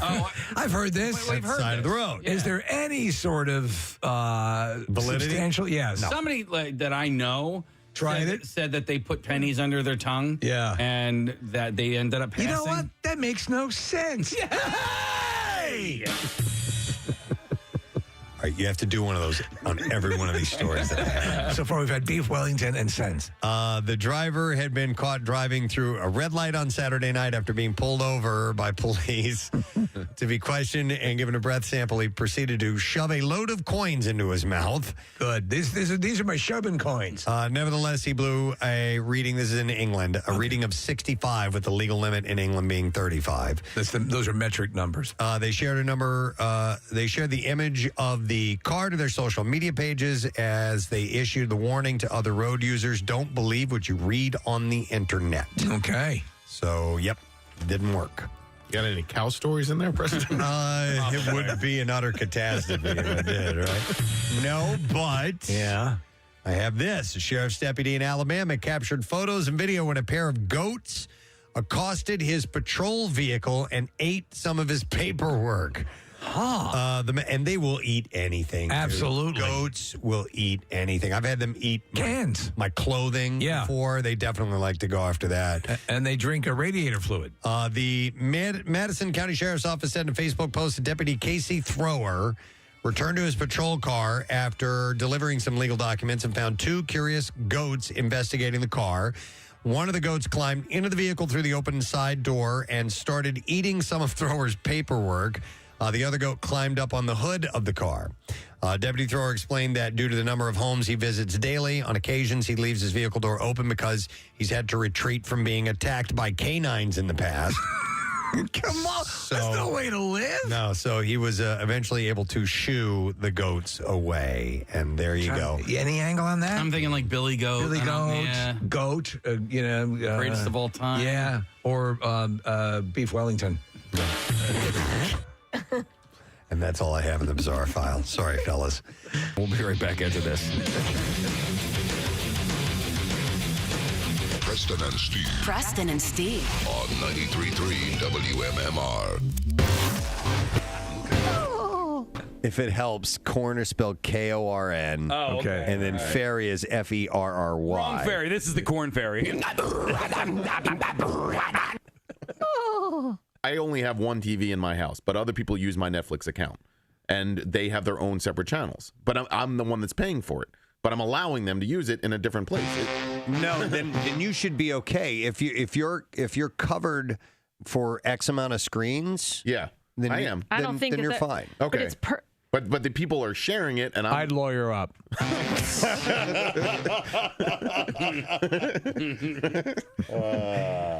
This is all gonna be admitted as evidence in the trial. Let me ask you something, Mr. McElwain. On the evening of April 23rd, you seemingly shared your Netflix password with a whole cadre of people. I object. I'd like to represent myself. Khloe Kardashian is denying that she was bullying Chloe Moretz when she tweeted a photo of what she believed to be the 19-year-old star's bare butt over the Kim Kardashian-Taylor Swift drama. Oh, man. Steve, you blew this one. I saw this picture, though. I didn't see it. And it's, now, apparently there was butthole visible. No. That's what I hear because it was blocked out. Chloe Moretz Grace Mellencamp is bent over on the beach, and she's wearing a bikini, and they blocked out the area that would be said butthole. If you're wearing a bikini, how do you see butthole? The bikini Off to the cinches side. in, and the butthole pops out. It's one of my favorite words, by the way. Butthole. All right, take a look at this picture. Oh, yeah, okay. All right. See what I'm saying? So she's hard. So she's riding piggyback on a guy, and he's reaching around with his hands to grab her, I guess her legs to support her, but he grabbed her suit and pulled it off to the side. Whoa. Oh, that sucks. And it exposes her butthole. Okay, but why is Khloe Kardashian tweeting this? Because she's striking back at Chloe Grace Moretz because she chimed in on the Tay Kanye conflict. Now look at this butthole. Yeah, look at this chick's butthole. All right, all right. So the response that Chloe wrote was, "Is this the hole you're talking about, or whatever?" Okay. So I want to know what Chloe's Maurice Gretz Mellencamp's. All right. What her tweet was. She initially reacted to the Kim and Taylor war by tweeting, "Everyone in this industry needs to get their heads out of a hole." Yes. Oh, okay. And look around to realize what's actually happening in the real world. That prompted Chloe to post a picture of her butthole. I rest my case. Man. I'm glad we did that story, though. The butthole wars, they have begun. The butthole wars. Here, I'm going to read this headline to you. Poisonous rattlesnake warning in South Jersey.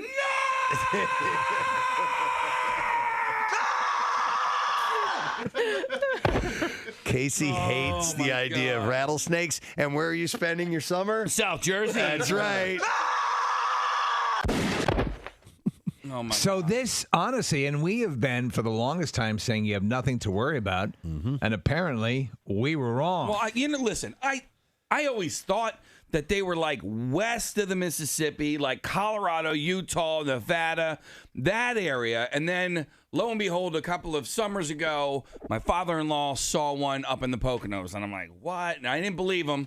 Because he lies. He's the one who told you about the flying squirrels. He's a drinker, and he's a let me known tell liar. you something. The place is crawling with unicorns.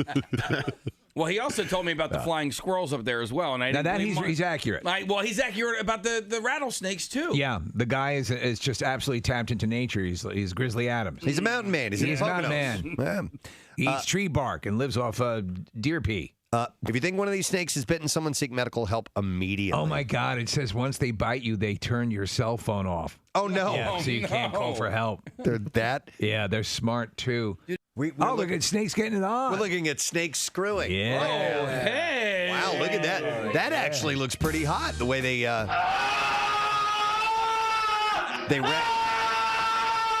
wrap around each other like that. Romantic. Look at that. They provide. Yeah.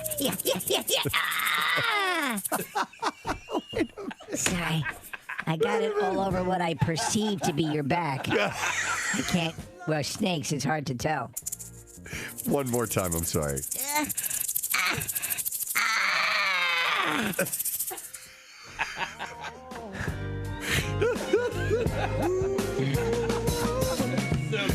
Snake sex on the Preston and Steve show. I'm going to bang your skin right off you.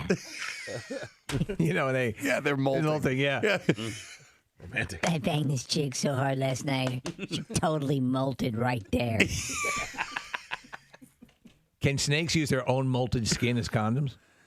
Oh, I don't know about that. I was thinking more of like a sex doll, Yeah. Because when the Filled it skin up with peat moss. It was just like the real thing.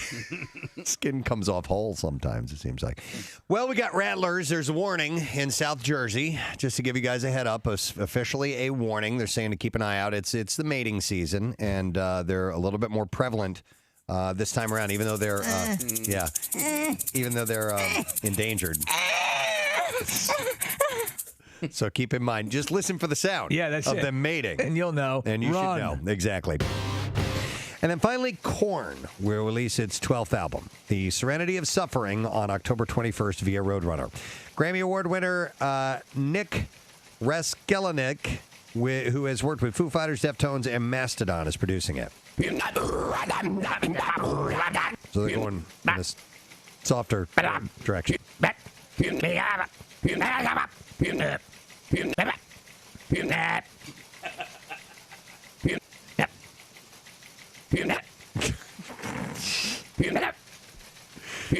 The album.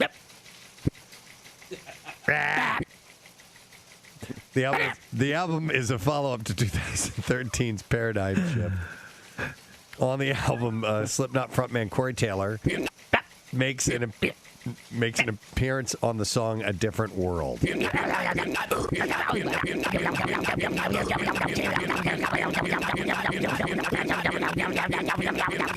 Stop it! The hell?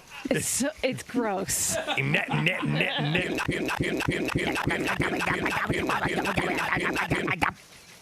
Good Lord. That reminds me of something. I can't. Tasmanian think of what Devil? that is. No, but I mean, Slayer. Do it again.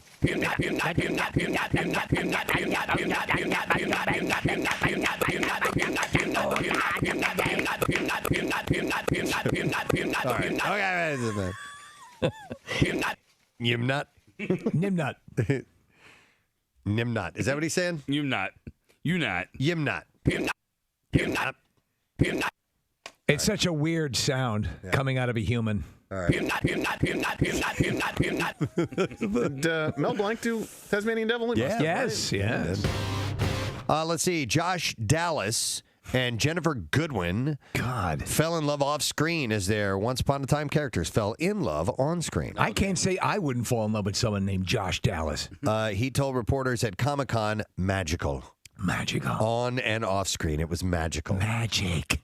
I can remember now when we were shooting the pilot. I'm going to cry. We were shooting that scene where he rides up on the horse and she's asleep in the coffin and she's surrounded by...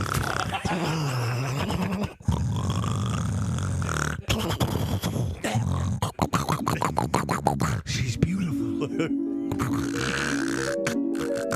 Oh my God, she's a vision. So she's asleep in the coffin.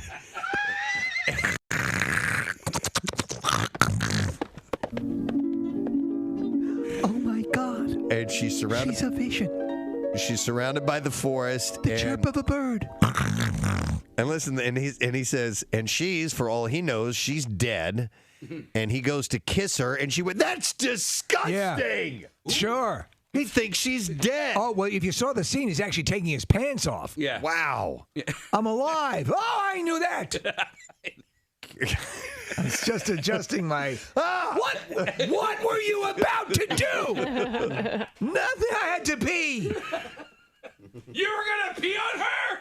No. I was going to go behind the tree. You were gonna bang a corpse. I was not.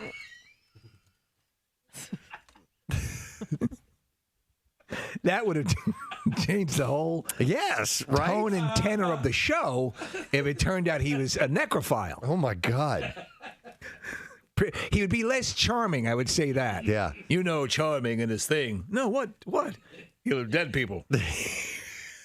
No. Yeah. That's how he met Snow.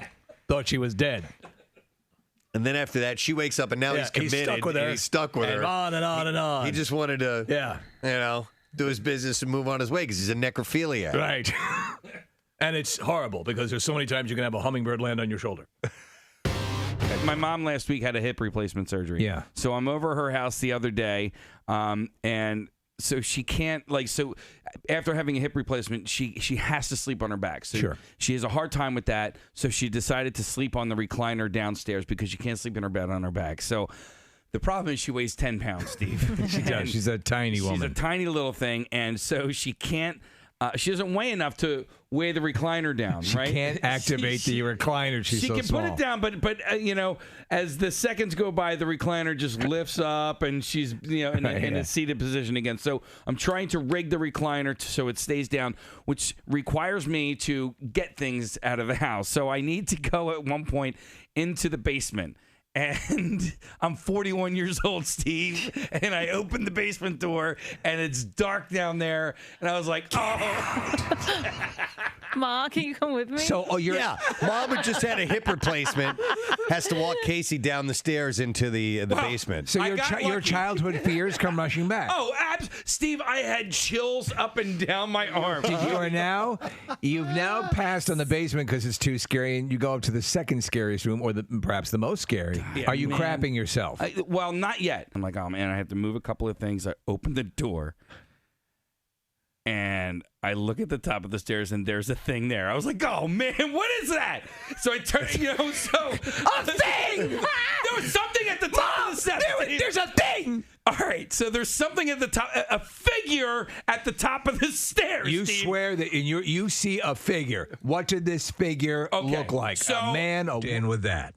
Before I could finish what I was saying, that's it. Okay, so semi-breaking news is what I was going to say. But anyhow. Breaking. Yeah, so we only get part of it because it's semi-breaking. New Jersey's holdout as the sole U.S. state that still requires an attendant to pump gas could be in jeopardy. The only state? The only U.S. state. I thought for sure there'd be maybe one other. Right? Yeah. But Jersey holds the dubious honor. This is the one and only. Yeah. A bill which is dubbed the Motorist Fueling Choice and Convenience Act could be the legislative unraveling of a 73-year-old ban on allowing gas station patrons to stick the nozzle in their car and administer their own fuel. The new bill was introduced with bipartisan support on Monday afternoon. The legislation, if passed, would give the gas station owners the option to provide self-service, and it would no longer make it unlawful for someone other than an attendant to pump their own gas, allow gas stations to offer full-service fuel, self-service fuel, or a combination, allow gas stations to offer a discount to customers who pump their own gas. See, I don't mind it. I don't mind it either. I like not having to get out of my car if it's cold or rainy or whatever. They would also require a calling device so that a person with a disability can receive assistance pumping their gas. Allow those with disabilities to have their gas pumped by an attendant at a lower self-service price if it is offered. Now, here's what I'm curious about, and this is the reason I bring it up. Is there anyone listening right now who's never pumped their own gas, ever done it in their life? I'm curious. 215-263-WMMR. And with that, would that mean that you've never left New Jersey? If you've never pumped your own gas, maybe. You could, unless you are usually gassed up before you cross the bridge. Right. You Or know? you have someone else do it for you because you've never done it. If you leave the state, I don't know. It's possible. And there are possible people have, listen, every state has people who've never, I assume, maybe I'm talking out of my ass, who've never left Jersey. Right. At all. Yeah. All right, let me go to some calls. I'm going to go to Kim. Hey, Kim, good morning. Good morning. How are you? Wonderful, Kim. What's up? So that Wawa station that Casey went to off of Route 55, I drive a diesel pickup because I have horses, and we pump our own diesel here. There's very few places that want to get stinky and smelly or whatever, so you always have a glove. But that island at Wawa flat out says that you pump your own on just that island. Okay. So that's probably the one he pulled up to. And it's got diesel available there? Is it? So It's diesel and regular gas. Okay. At this one in particular, at least, they're bucking the system.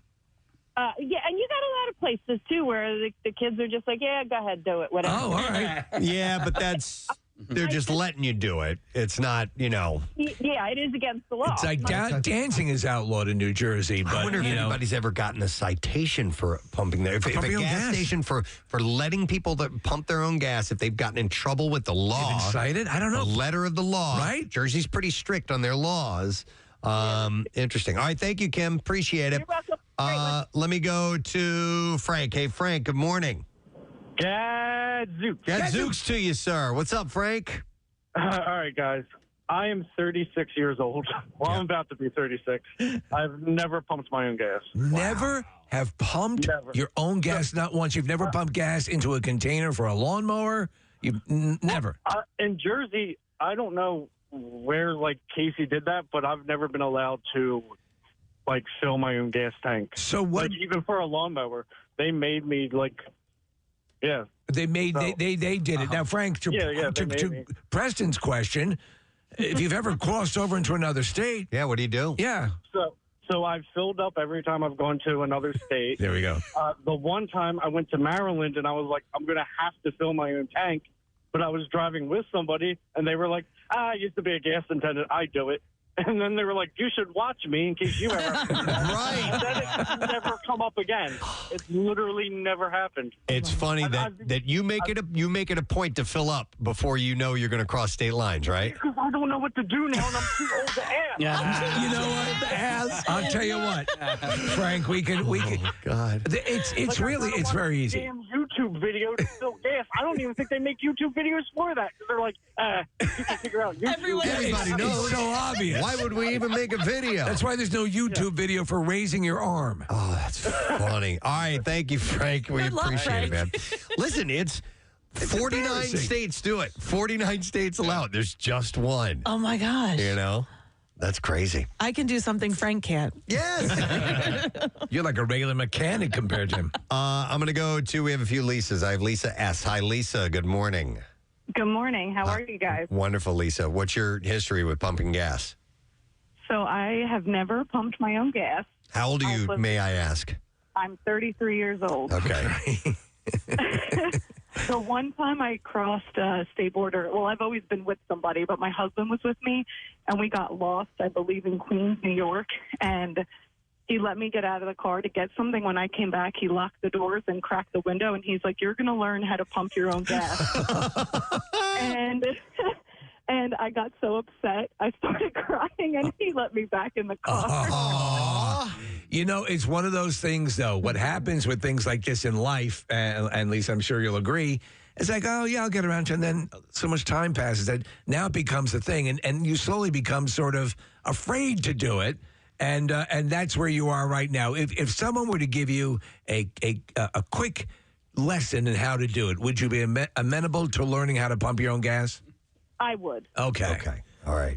Because I'll let my husband teach me. All right. Thank you, Lisa. It's really not that hard. You know what we ought to do? We should sometime down the road when we're, maybe when it warms up, we should have a gathering and teach people. Absolutely. And let them walk through. Coming out. And how to pump their own gas and get it out of the way. We de-virginize them. We'll put like folding chairs by the pump so that you can see how it's done. Yep. And like a little chalkboard and everything, and then the whole deal. Use some lube to make it easier. Yeah.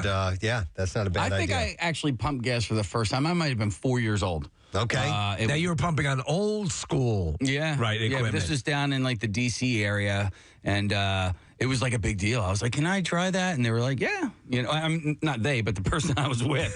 They were like, "Yeah, go ahead, try it." And I don't know why, but it was for me at that time the coolest thing that ever happened to me in my life. Yeah. God, not only did I pump gas, I used to siphon gas all the time. All the time. Oh. You know what, man? We had kerosene. We had 2 kerosene heaters in my house growing up, and we had a giant barrel of kerosene in our garage. And every week or so, we would have to go out. Me and my older brother, we would have to go out and pump the kerosene from the barrel into like the little can of kerosene. Yeah. So, I mean, I was doing that stuff really early on. Let me go to Gene. Hey, Gene, good morning. Good morning, guys. Hey, what's up, Gene? Okay, I work at a 7-Eleven in Philadelphia, right off 95. Okay. There's been multiple people that come in and have to walk into the store because they can't pump their gas. They just don't show them. Sometimes their gas, like the cap is missing. They're like, "Well, where is it?" I'm like, "I don't know." How do you handle that? Will somebody go out and pump it for them, even though you? I mean, well, they had to go buy another. Yeah, you can fill it up. Just be careful. Go back, trace your tracks, see if you can find it. Wow, yeah. Oh, multiple people. This happens all the time. All right, Gene, do they seem embarrassed when they come in and ask for it? Sometimes. Usually the men do. Yeah. Have you ever seen somebody, because this happens, I know a fair amount, where someone will not look at the pump or not look at what they're doing, and they'll put diesel? I haven't seen that happen. Yeah. You ever seen that happen, Gene? No, I've never seen that happen. No. Yeah, and that can mess things up pretty good. It sure can. Yeah. All right, thanks, Gene. Appreciate it. Guys, have a good one. There's a gas station by my house that is not clearly labeled diesel or, the regular fuel you would get for your car. And I stand there every time I go and I'm like, okay, which one is it? And I think one has like a red handle, one has a green handle. And I think it's like you would expect the diesel to be the red, stand out, but it's not. Whatever it is, it's not clearly labeled. So I have to look and make sure, and it's written diesel on the side, so you have to go to the side of the pump to make sure. I thought that the nozzles wouldn't fit. They won't fit. They won't fit. I think. Shoot.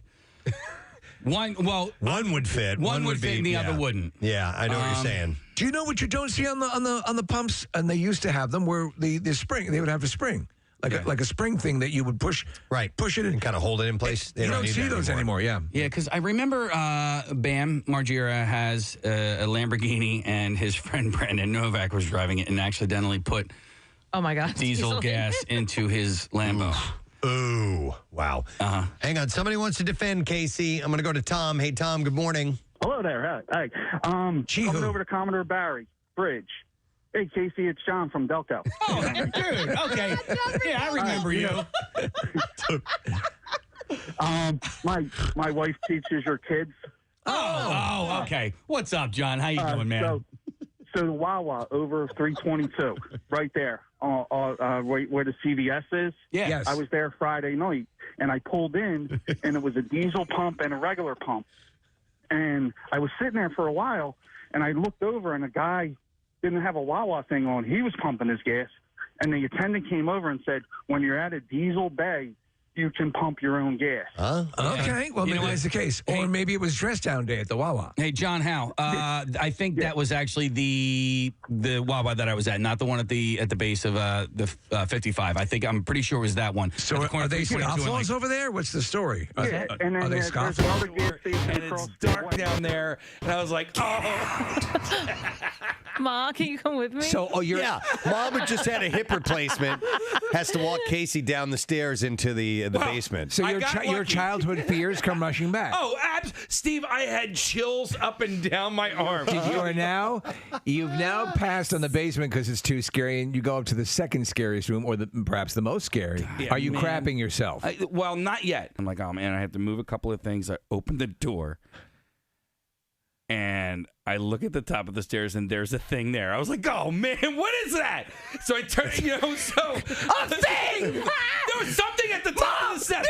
There's a thing! All right, so there's something at the top, a figure at the top of the stairs. You Steve. swear that you see a figure. What did this figure look like? So a man, a woman? I do the same thing that I do in the basement. I put my hand on the light switch, right, and then I put my face away from the stairwell. Now I'm looking, towards the hallway of the second floor. I turn the light on, right, and then I look at the top of the steps, and sure enough, there's a kid statue there, and I'm like, oh man, a kid statue. It's all right. So it's actually cute. It's like a doll that. It's a kid, like, you're supposed to put it up against the wall where it looks like the kid's crying, like he's having... Come play with me.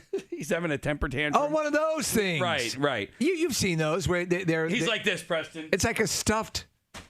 Okay. Right, and it's supposed to look like a kid, or playing hide and go seek. Right. Okay. But when I see it, I just get chills all down my arm, and I'm like, oh my God. And you're sweating. And I'm sweating, and I still... Because I love my mother, I have to go to the third floor and find something. Face your fears. So that she we can play together forever and ever and ever. So I have to go up these steps, and I'm just thinking to myself, I'm like, okay, just don't turn around, right? To this kid statue. I'm 41 years old, by the way. Don't turn around, right? So I go up to the top of the steps, and there are no lights on the third floor. So I have the one light in the stairwell. I'm like chills the whole time, and then the demon room was there, and it's all dark, and like were you embarrassed? No, I was by myself. I'm embarrassed telling you guys now because I'm 41 years old, right. and I'm afraid of 41. ghosts. Yeah. Everyone in Philadelphia is listening. And so I had tunnel vision the whole time I was up. By the way, not to make this story any longer, if you too are afraid of something in your house, feel free to call in and share your stories. 215-263-WMMR, because it's taking a long time. Go ahead. No. The story's over. I got what I needed. Oh, we ended. Yeah. I didn't realize I got what I needed, but the fear did not leave me. The chill did not leave my arm until I came all the way downstairs and got to where my sister was there too. Got to my Why didn't your sister go up? I don't know. Because I'm the man of the house. You're the man of the I was the man clearly. Let me go have the heart attack. The man of the house. I'm gonna crap myself. I'm gonna go get the ladies, please. Wow. I think there's a porn star named Huge Ackman. Do we think? Yeah, I think there is. I'm going to Google it. Okay. You do what you were doing there. Huge Ackman. Or Hugh Jackman. I like Huge Ackman because there's John E. Depth. Yeah. We do know that. John E. Depth. Huge Ack. The production manager for Guns N' Roses, the current lineup on the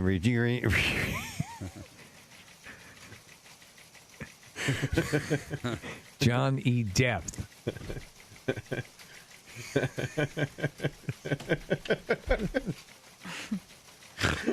Okay. What about Wilfred Rimley? Yeah, Rim. Yeah. I like that. He's a Bill Ackman. There's a.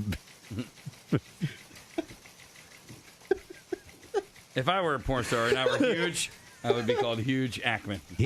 But what's Ackman? That's my last name. His last name. Huge is what I am. Yeah, huge. Yeah. You usually want the first name to be the action on the second, right? No, or do whatever you want. All right. It's your porn star. Yeah, man. Yeah. Hey, Lindsay Lohan is reportedly pushing fiance Igor Tarabasov to get treatment for anger management. You got to do something. And now. The news comes just a few days after the blowout fight in London, which ended with police breaking down the door to Lindsay's home and receiving calls from the neighbors. We talked about this the other day. You've got serious issues. Now, her rep told Page Six, Lindsay believes Igor has anger management issues and she would like him to go to therapy. They both want to work things out. Other sources claim that Igor has become controlling over Lindsay, explaining he has taken control over her business.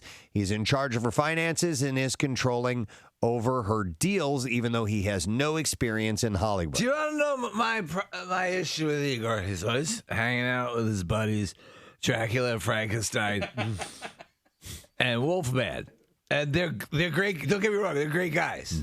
But they get into trouble. Bros before hoes, that's Bros his theme. before hoes. Oh, my God. And then it's like he's off to Transylvania. Lindsay's rep said that he did the mash. He did the monster mash. and no, don't get me wrong. It was a graveyard smash. Lindsay's rep also said, It cut out in a flash. I cannot confirm her pregnancy. So that's what's the deal? Little follow-up to that. We don't have that? No. We don't have that? Come on. We don't have the Monster Man. Wait a second. Doesn't Ben play anything they feel like? Can we borrow from them? Isn't that the rough and tumble philosophy? I hope they play that today. Monster Man. Yeah. It's probably not. Chuck.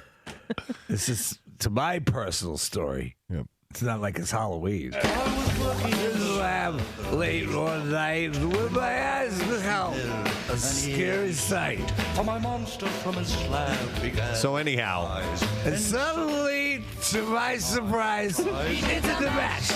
He did the monster match. The monster match. Igor likes the monster match. He did the match. It caught out in the flash. The match. He did the monster match.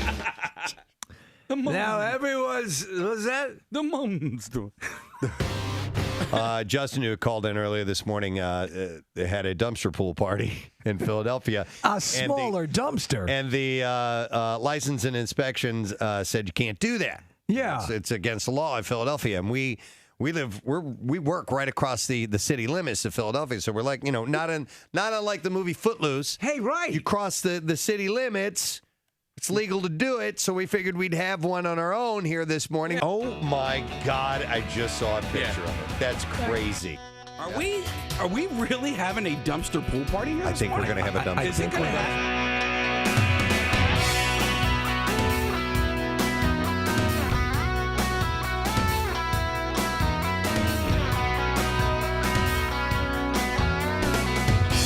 I see one person who might be ready to get in the water. I'm looking at Casey. He's wearing goggles and he has a, what do you call it, swim cap on? A USA skin cap, Right? yeah. I'm ready for the dumpster pool Olympics. A star-spangled swim cap on, ready to go. There's history to be made today as well. A team of Casey's. Attempting the world record for laps underwater without taking a breath in a dumpster pool.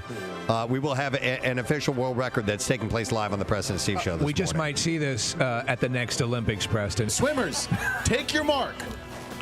Go! Oh, man, started.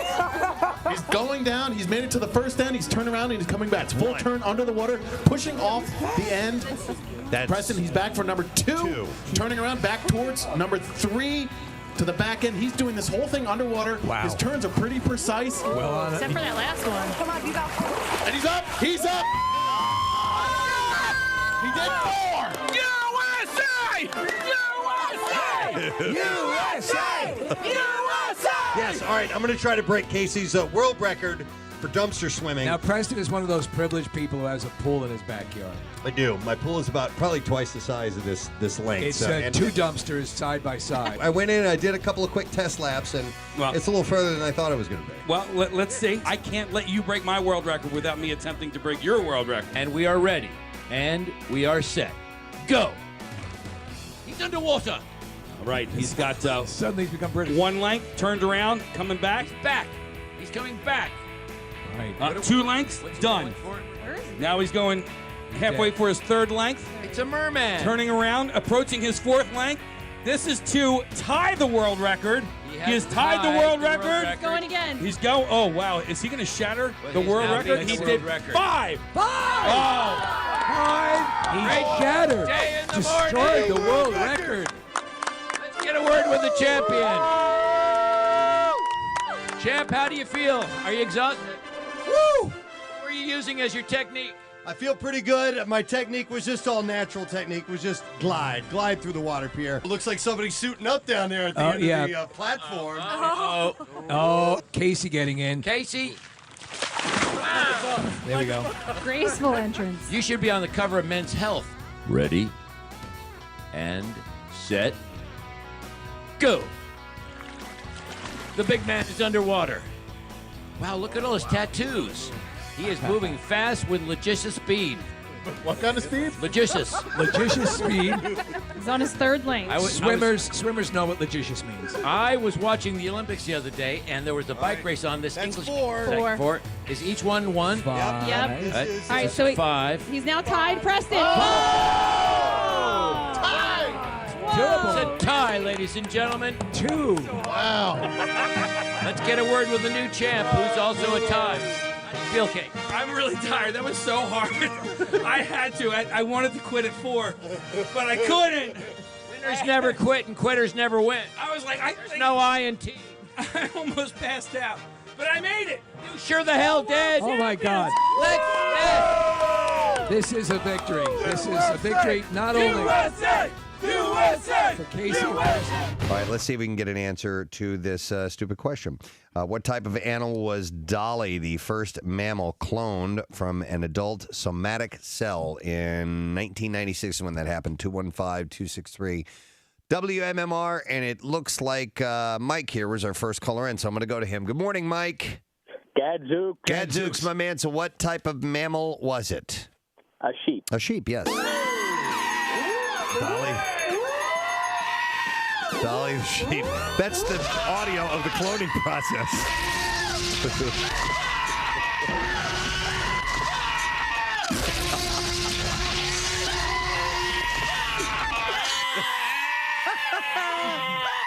It didn't work as well as they had hoped. There were complications.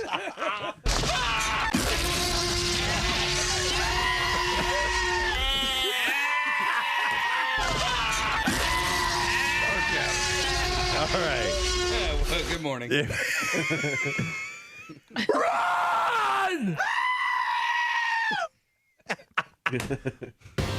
Listen, let's give something away here. We have this screening of Mechanic Resurrection. It's a Jason Statham. Jason Statham. See, Jason Statham in The Mechanic. Jason Statham. Resurrection. You remember when he died in the first one, Preston?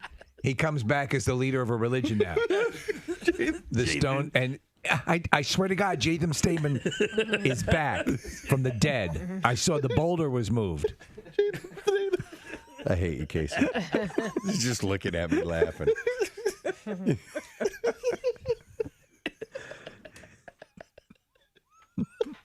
It's such a great name.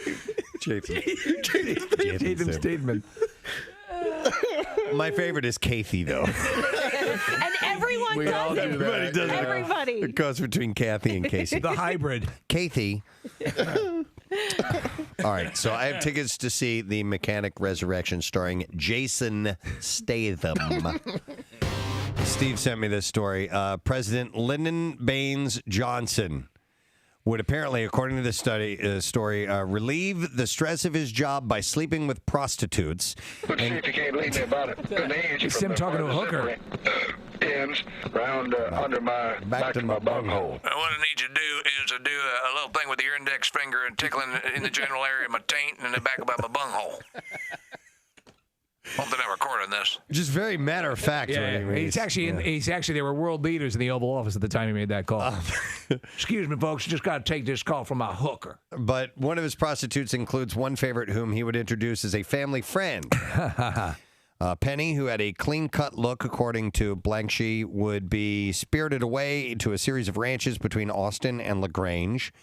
There, she would be introduced as a friend of Johnson's family until the pair could find somewhere more secluded. Oh, man. She visited The crotch down where your nuts hang is always a little too tight. He's very specific with his hookers. Where your nuts hang. You know where your nuts hang. Yeah, that's in the crotch area. You know, in that exact area where the poop comes out. You know what I'm talking about. The sweat kind of congeals around just behind your testes. Jesus. That's the president. Were you nuts? And you really can't tell. You said, Jamie, hand down there and take a good snip on your fingers. What's working down there? What do I got? Is this hooker friendly yet, or do I got to run the old pee-pee down under the water a little bit? Clean it up. Dude, you smell your fingers. Yeah, you know, so the hooker don't wince when you're on top of her doing a little rodeo, you know? You know what I'm saying.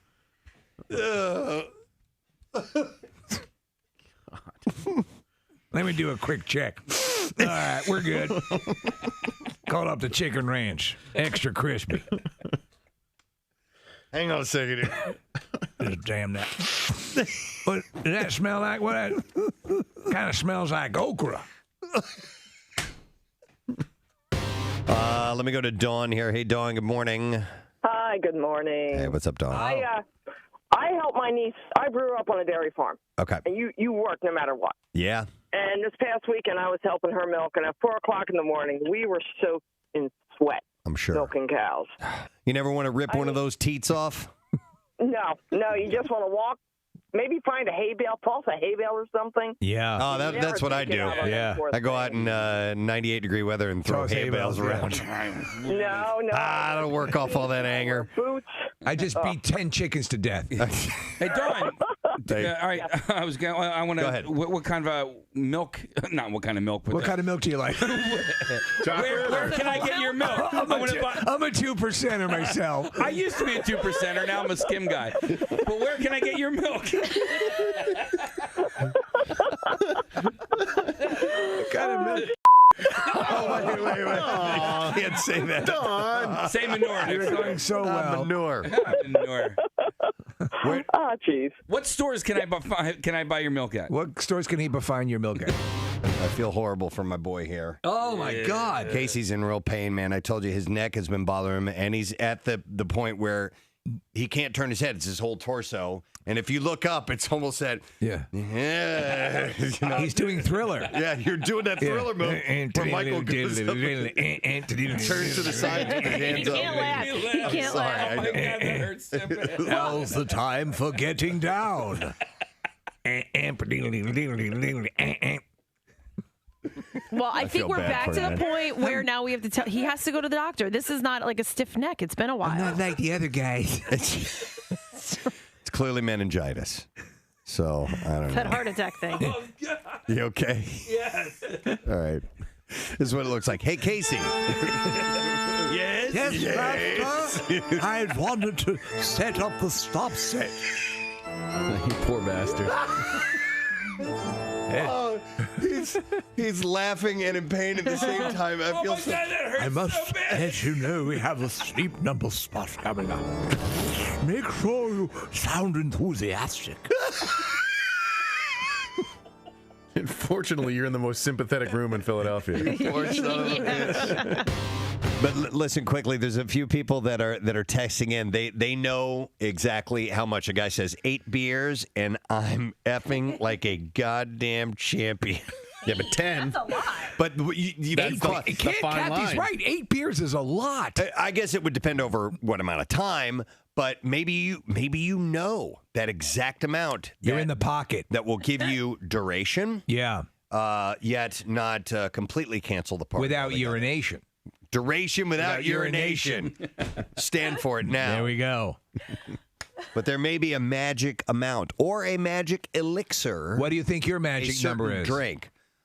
I bet you. I peg you as a 4. That's beer. what I was thinking. Yeah. 4 was the number that came to mind, but I've never actually done the specific math. Well, when we have the camp out, it took you about 4 before we were getting it on. Yeah. Do you? Yeah. I had to lower my inhibitions a little bit. Do different types of alcohol. Fear of rejection. That's from what actually Steve. kept the camp out going. It's like a All these back. years, yeah. Do you think those guys really gave a damn about sheep herding? I couldn't quit that. If you're drinking bourbon versus beer, does that change your approach? No, I think straight up booze. I find that my alcohol buzzes aren't really different from others. It's just how much. Okay. You know? I don't know. I can't drink 4 beers anymore. That guy that texted in 8 beers, forget it. I'll be throwing up in the corner. Over a couple hours, you couldn't drink 4 beers? Oh, I love beer. I just can't drink 8 of them. What? How many bottles of wine? Like 2 bottles of wine. I'm like, I average about a beer every half hour. That's what I try to do if I'm going out, you know. I mean, how big of a bottle? Nick has instead of the hat, the cap, he has a beret with 2 bottle holders in it. When 2 bottles of wine. The hose that comes down to his mouth. I cracked open a 1.5 liter bottle last night, and that's finished empty. it. Yeah. You finished I wasn't by myself. Were you like Johnny Depp? And Where's that pour? I gotta do the show tomorrow. No, so the carbonation in the beer really starts to fill you up. Yeah, it's the carbonation. You get filled. Oh, okay. And then when you get filled, I think it makes sex less appealing. You're all I would agree, because you're burping and farting. Kinda.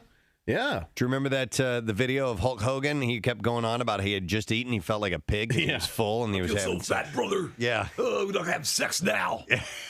You look good, baby. I don't feel good. I feel bloated.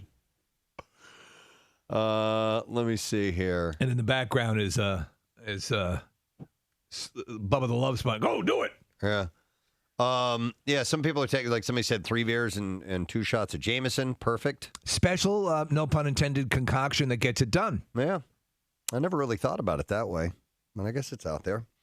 But they're saying, yes, instead of alcohol, although it may get you to the party. Have you ever used like a horny goat weed? We talked about Viagra. We've all herbal remedies and things like. Nah, I don't believe in those at all. I don't even believe in quote unquote aphrodisiacs. Yeah, oysters and. What about amnesiacs? Guys don't need aphrodisiacs. We just need a hand or a mouth, and we're good. Yeah, right. And then if it's a girl, right. Right. What happened to the other parts? Yeah. No, I'm just saying, just to get us started. Anything. Yeah. No, I'm at a certain point though. The warranty comes due, and you may need some assistance. Hand or a mouth and produce, whatever. The hand is stupid. Use the produce. Yeah. I saw a root from a tree that looked like a vagina the other day. Perfect. Did you bang it? No. It was still playing on the golf. tree. Yeah. But I'm Fellas, turn them on. Give me a few seconds. I'm gonna go bang this tree. Radio personality arrested banging a tree. Why did you do that to me? It's like Lord of the Rings. 2 Towers. Oh my God. This guy just tried to have me sexually. He banged the knot behind me. Scared the owl that was living in it. That is the first time we've ever had a talking tree. Yeah. On the Is show. that what they sounded like in Lord of the Rings? Yeah. They had the deep voices. Yeah. The huge, big voice and. What you doing back there, buddy? The owl. You scared the owl living in my knot. That's my knot sack. Oh, well done. Well done. Oh, Samwise, we just had a threesome with a pine tree. I'll be pulling splinters out of my sack for years to come. By the way, did you see the guy who won the gold medal in last year's springboard? Last Olympic springboard? No. The dude from Russia failed to dive yesterday. How did he do? What did he do? He belly flopped. So. By the way, Casey, can you do that new prep that they do? No. What is that? I don't know. It looks like they're tripping. Please explain. All right. So before, when Kathy and I were diving, you would have like a 2 or I'm sorry, a 3 or a 4-step approach, a crow hop, a jump, and as you're leading into the dive, you do 1, 2, 3. Bam, up. Right. All right, so when you're Casey's that's going called, to demonstrate that's this called in the prep. studio. All right. So now they have this thing where it's like 1, 2. Yeah, that's what they do. I've tried it in my living room. I will admit this, and I can't quite get what they're doing. Me neither. I don't know why they do it. Is it the Dorothy skip from The Wizard of Oz?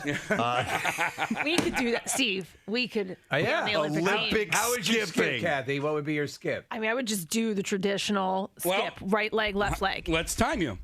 It would be hard. What, all the way down the hall? Yeah, down the hall. You have to do a lap, right? No. Galloping. Do it down the hall. That's European style. This is your starting point right here. All right, Olympic skipping. All right. You want me to go first? So, Olympic skipping. Do we need a video crew for this? Hold on. Okay. All right. All right. There's your starting point. All right. Skippers, take your mark. Set. Go. And she's off.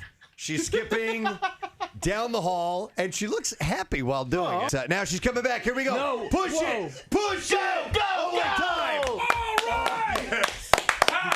Wow. You going to try it or no? Yeah. I was going to use Wizard of Oz method, but Hey, it's just like diving. You know, whatever your approach is, man. Yeah. All right. All right. Watch out down the hall. All right. There's people cheering for us. All right. Here he goes. He's warming up. Yep, he's doing. Get limber. All right. Do your Michelle Jenneke dance. All right. Skippers, take your marks. All right, Set. Go. All right, and he's off. He's off. Oh my God, he's doing this double skip. Now he skips like Steve. Oh my God, does he look insanely? He looks way too happy while doing that. He should be coming around the corner any second now, around through the kitchen, and here he comes. He's still doing. He's doing the double skip. All right, I think he's not going to beat your time, Kathy. And time. wow, double footing it. Oh, yeah. double footer. You crushed it. I got the gold. All right, let's do one more because Nick wanted to take you on, and we'll see if he can beat the. Oh, Nick's wearing sneakers. Kathy was going barefoot. Yeah. That's a different approach too. Okay, all right. Yeah, I was double skipping and I screwed it up. Nick's loosening up. Okay. And Skipper, take your mark. Set. Go! And he's off. And he is skipping furiously. He's a terrible skipper. He might actually get injured. Yeah, you're right. He's going to be our injury for sure. Yes. Let me know what. All right, here he comes around the corner. Wait a second, he might win. About to cross the finish line and across. Time. Close. 16.67 seconds. What? Kathy retains the gold. Yeah. Thank you. Damn it! Oh my God! Okay. Wow, I thought he had you. Olympic skipping. I'd say that's definitely an event down the road. Try doing that. Try doing it Wizard of Oz style. I might go with that was it. pretty awesome. I might start training. I think I can beat you. Can you beat my time? Well, are you doing it Wizard of Oz or straight No, ahead? I'm doing straight ahead skipping. Clearly, Wizard of Oz is not the way to go. But funnier. Was it funnier? Yes. All right. It did look good, Steve. All right. All right. Watch out, Marilyn. Watch out, Marilyn. All right. Here we go. Come on, we're competing. Skippers, take your mark. Set. Go. All right, Preston's off, and he is. Well, he is. No, wait a second. He looks like a charging gorilla. Is he just running? He's just running. He's no. No, he was skipping. What is that? Are you kidding? Oh my God, dude. You look like a charging gorilla. Wow. We have set so many world records in the past couple of weeks. You shattered the world record, Preston. What? With a time of 13.6. Yes! All right. Do me again with my new method of skipping. Okay. Oh, man. I think I hurt my ankle. Oh, you're the injury? Yeah. My new method of skipping. Okay. Steve, you want your tags on? Olympic skipping. Okay, all right. Ow. Okay. All right, Skipper, take your mark. Set and go. He's off. Oh, he's running. He's absolutely running. And here he comes in. Yes! Wow. That was my new method of skipping. New world record. Hey! No. He broke his gait. He got DQ'd? He got DQ'd. I was skipping. What do you mean? I will say the turns were a little difficult. Yes. Yeah, they were, right? Yeah. I pulled something down there. My left ankle, it was already bothering me. I don't know why I did that. That was Why stupid. did you That was the funniest hardcore skipping. Woo! I know. I think I had a look of intensity on my face. You did. I stumbled across this. It might have been late last week, and I didn't get a chance to bring it up to you guys. But Panda Express has come out with a new tool. I wish Bobby Lee was still here. A new tool that could forever change how we eat Chinese food, eat Asian food in general, because the chain may soon be introducing a chork or a chopsticks fork hybrid in its restaurants. All right, how good are you at chopsticks? I'm real good at chopsticks. I'm pretty good. I don't eat a lot of Asian food. My whole family is good. We just started in, just for fun, because I think it's just a thing that culturally it's kind of neat to see how, once you got it, you got it. Those. Yeah, and once you get it, it takes a little practice. The only one, my daughter, she still uses the little kid chopsticks that they make with the rubber band and the little thing. Has a little spring action. Yeah. Here's the deal. You want to get good at chopsticks? Get a bowl of peas and just start. Yeah. Try to pick those out. That's how you get good. I'm good at it. I'm pretty decent at it to where I can eat rice, noodles, stuff like that. No, rice is a bitch. It's tough to scoop it under and get it all to stay in one bit on your rice. It but is you can do it. Besides, if you see hardcore, Asian restaurants and people who are Chinese restaurants, there's a scooping process. There's a little bit, for sure, yeah. But they want to do this chork thing. I don't like it. I don't like it either. It's for Americans. Yeah, I know. That's weak sauce. I have a chadle, which is a ladle and a chork. A chork and a ladle? Yeah. Okay. What do you use that for? Conversation. All right. I have no idea how to use chopsticks. No kidding. No idea. Can't. It frustrates me. I don't eat a lot of Chinese food, I will say, but still, I mean, I've tried, and I just can't do it. This is Jace is better than me. You will think I am being weird with this, but it involves male genitals to practice. I don't see the correlation. All right. I'm just suggesting. Why don't you show her off here? Yeah. Kathy, you should practice with it. And I've tried. Well, I probably should. You've done the Kathy version of try. Do you know what happens though? Ooh, this is gross. I'm stopping. Well, it's not deference gross. to I you, just don't know how to do it. A lot of times I don't like it. I can't do it. Ew, this is like the hand. I don't get it.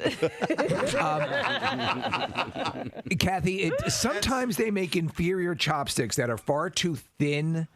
I like a little girth on my chopsticks. Do you agree, Preston? Yeah, they do make some that are heavier. Right. As well. Got a little weight to them, yeah. The ones that are not just the real, Yeah, Kathy. Yeah. I'll show you how to do it. What's happening? I know, but you're not doing it right. But you're not doing it.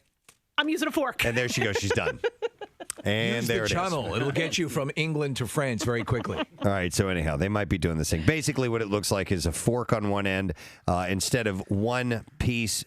One handle that comes out the other end of the fork, it splits out into two pieces, and it's plastic, so I assume you can just kind of squeeze it and use it that way. So, yeah, everybody's got their own little technique of chopsticks. You do it like that? I do mine a little bit differently. What do you do? Here, can I see those pencils, Carter? Yeah, so I use the index finger and the thumb, and I use the clamping motion is done by lowering the index finger. I do it like this. You're a little different than me, Steve, but similar approach. I anchor it on my ring finger at the bottom. Thanks, Kathy. And so as Preston is away from the show, it's really not the show, but we're doing some original content, so you can either not like the original content or the playback bit. But there was something that was happening here as we were just doing best of segment, and everyone in the room can commiserate with Casey, who's going through something now. And I feel like I did. We I was were all like, throwing out advice. Say this, do this. Oh, my coach in the background. And she's right. So essentially what's happening is you're dealing with a shipping issue, and you're getting nailed with a penalty that just even hearing it peripherally, Sounds I can't even ridiculous. imagine they're attempting to do this. Go to your happy place for a nanosecond and explain, because and then also I think, Kathy, you're giving very legitimate advice. So go ahead. We talked about we've talked about this before on the air when it initially happened, right? The shipping. Maybe I don't. I think we did. No, what was happening is that Casey was sweating out. Casey goes far above and beyond with his bicycle team for the Bend to the Shore event every year, and really does an incredible job getting everybody together, and really sweats every aspect of it. One of the things that you pride yourself on is providing your participants with a really killer bike jersey outfit. Yep. And so you went to a company, and you pull on friends and try to get deals and make sure that everyone has something they're going to be really proud to wear. So in this case, you go out of the country. Yeah. and all the jerseys every year are manufactured in another country. In another country. Yeah. So that's where the story picks up. Now, if you can lead us through here. Real quick, let me just ask you a question. Yeah. Are my pits sweating? Super sweaty. Oh my God, yes. You need some of that woman's deodorant. So, and I don't normally sweat like this in my armpits, but like I was just on the phone with Federal Express, and this isn't a Federal Express issue. Yeah. I mean, it is, but it's not necessarily their fault. But I was just on the phone with them because I'm being penalized around $100 for a mistake that I don't feel was my mistake. It's not. So here's the deal. So every single year that I've had these jerseys created, the factory was always in China. Yes. Okay. This year, I used the same guy, but he's with a different company, and he uses a factory in Colombia. Right. Okay. I will say that these were, as far as quality is concerned, They were excellent. The best quality jerseys we have ever had created. Now, the problem was when they were shipping the jerseys over to the United States, they need to, on the outside label, have it labeled in such a way that I was unaware of. So what you need to do is you need to, on this label, have all of the materials used, right? So if it's cotton blend or blah, blah, blah, like all that needs to be. Why would you know that this has nothing to do with you? Why would I know that? I'm just a stupid customer. Like, well, this goes to the core issue. Mm-hmm. So it would be you hired them to make the jerseys. You asked them to complete the jerseys and then send them to you. The onus is on this company to follow the rules of the delivery service, the courier service. Yeah.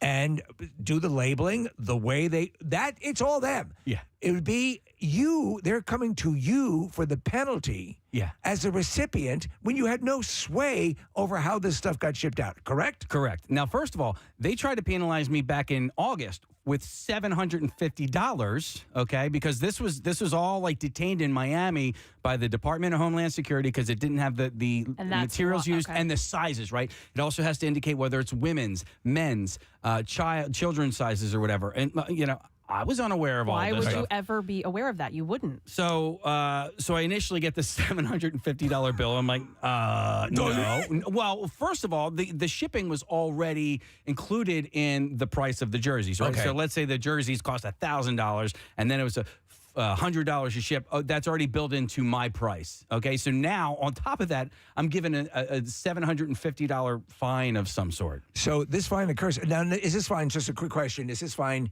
Does it have to do with the country itself? Is this something that would be that you would only incur if you're doing business in Colombia, or is this something globally? Anywhere? Like, so if this came over from Jamaica, if it came over from England, same thing. Why? So to me, it's outlandish. It's not your responsibility. It's outlandish. So that said, Kathy started giving advice. So what in this case, and I'm sure, and I know you in your own life have probably encountered similar situations where you're dealing with this or dealing any sort of customer service. What is your advice to Casey right now? Because we're literally in the moment. So I just recently had to fight for $12. Okay. No Good for freaking big deal, but it was the point. I would fight this till the end. That has nothing to do with you. The responsibility of a business who is shipping merchandise to the United States has nothing to do with you. This guy is like, no, you're the importer. You need to know these. I was like, how am I supposed to know these things? Even if you knew that, even if you had all of that information and you knew that was the case, that is not your responsibility to give that information to the business who is shipping over the merchandise. A quick question. Okay, so is there anything during the process that indicated that you were being considered an importer, which I guess vaguely you are? No, because even to that guy, I said I never talked to anybody in Colombia. I talked to a guy And Bruce is a great dude, but I talked to a guy from North Carolina. He's the one who talked to Columbia. Right. So there's how come they're out of the chain? Well, so Bruce did that $750 bill. Bruce ended up taking care of it. He's like, no, that's on me. So, here I am thinking that everything's fine. And then all of a sudden, Tony, who's our, the receptionist, and I think Columbia's got $90. Well, wait. So did Bruce say he's not taking care of this? Did you reach out to him? This is all new. Bruce took care of the $750. So this is, and I'll call Bruce event. But I also there was a notice that we're gonna get lawyers involved. I was like, over $90. Well, it becomes a collection thing. Yeah. And so that's the issue. And you get it. I freaked the hell out. There's a company, I won't say their name, Garmin, and they I love their products. I've used their products, and then they screwed up. Listen, as I'm in the moment, I'm jotting down the conversation. I'm jotting down notes. Long story short, they ended up charging me well past a service. It was a service for a locator, basically a way to text my wife when she was on vacation in an area where cell service was sketchy. Yeah. And so it worked wonderfully, and the service is great. But they screwed up, and I this is on them, because I'm always assume I'm going to be dramatically stupid. Yeah. So I'm there like a court stenographer taking down all the information. I had it in front of me. And so we were eventually able to rectify it, and I took care of it. So I brought the unit out to the garage and beat it with a hammer. And it's actually just that's to a make great me way feel to good. rectify the situation. But it's that case where I had to do what Kathy's recommending, like, who's above you? Yeah. Who's above you? And then also making them clear all the while. Again, also remembering that the person you're dealing with is not. They're just an intermediary for the most part. So talk to the person who's really going to be affected if there is a bad service. Right. Well, if they're refusing to help you, you're done with them. Like I heard the conversation. You were talking in circles with that guy. We were. So at that point, that you're done with him. You can't continue to talk to him. So you have to say, I need to speak to your supervisor or a supervisor. They're going to hesitate. They're not going to want to transfer you. They're not going to want to send you to the supervisor. Yeah. And you have to insist on it. And eventually they will. Yeah. And you continue to do that, honestly, until you get what you want. Well, I asked to talk to a supervisor. He's like, yeah, I can transfer you to customer service. So I'm thinking, that's the supervisor. And you're like, No. Have you contacted the credit card company? But it wasn't. I mean, I didn't pay with a credit card. Oh, how did you pay? I mean, it's probably through the account through the station. A FedEx account or UPS account? I paid. It was counterfeit. I paid Bruce. I paid Bruce's company. Okay. So you have no recourse. As a matter of fact, I think I paid Bruce via PayPal. As a matter of fact, because I collect the money. And then it's in my checking account, and then I send the payment to. Dude, I mean, so what? Let me ask you, Kathy. You deal with this all the time. In a case like this, how? Because it becomes literally, you start to get palpitations. I know. What is the most efficient way to cut to the chase in this issue? Because he's about to drown in his own sweat. He is about to drown. Yeah.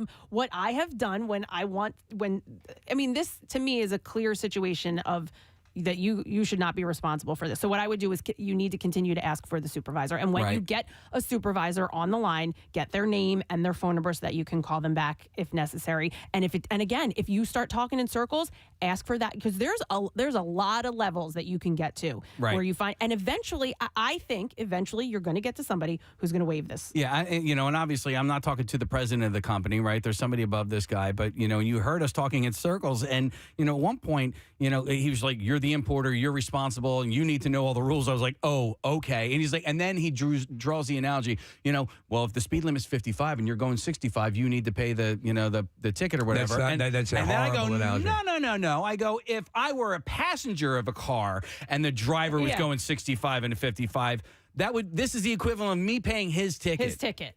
Right? No, that makes Marissa's got, yes. Before you go any further with this company, Casey, I think you have to reach out to Bruce. Because technically, Bruce is the importer. Once they threw importer at you, then he's the guy who had the communication. Bruce might be able to just take care of this. And you guys heard me. Like, I kept my cool, right? I wasn't losing. You were starting to go into the area, and but I mean, listen, you still sounded fine. It's the way we deal with this. Listen, we're just, you naturally get frustrated and you get flustered because it seems to make no sense that the recipient, by the way, I think Marissa's absolutely right.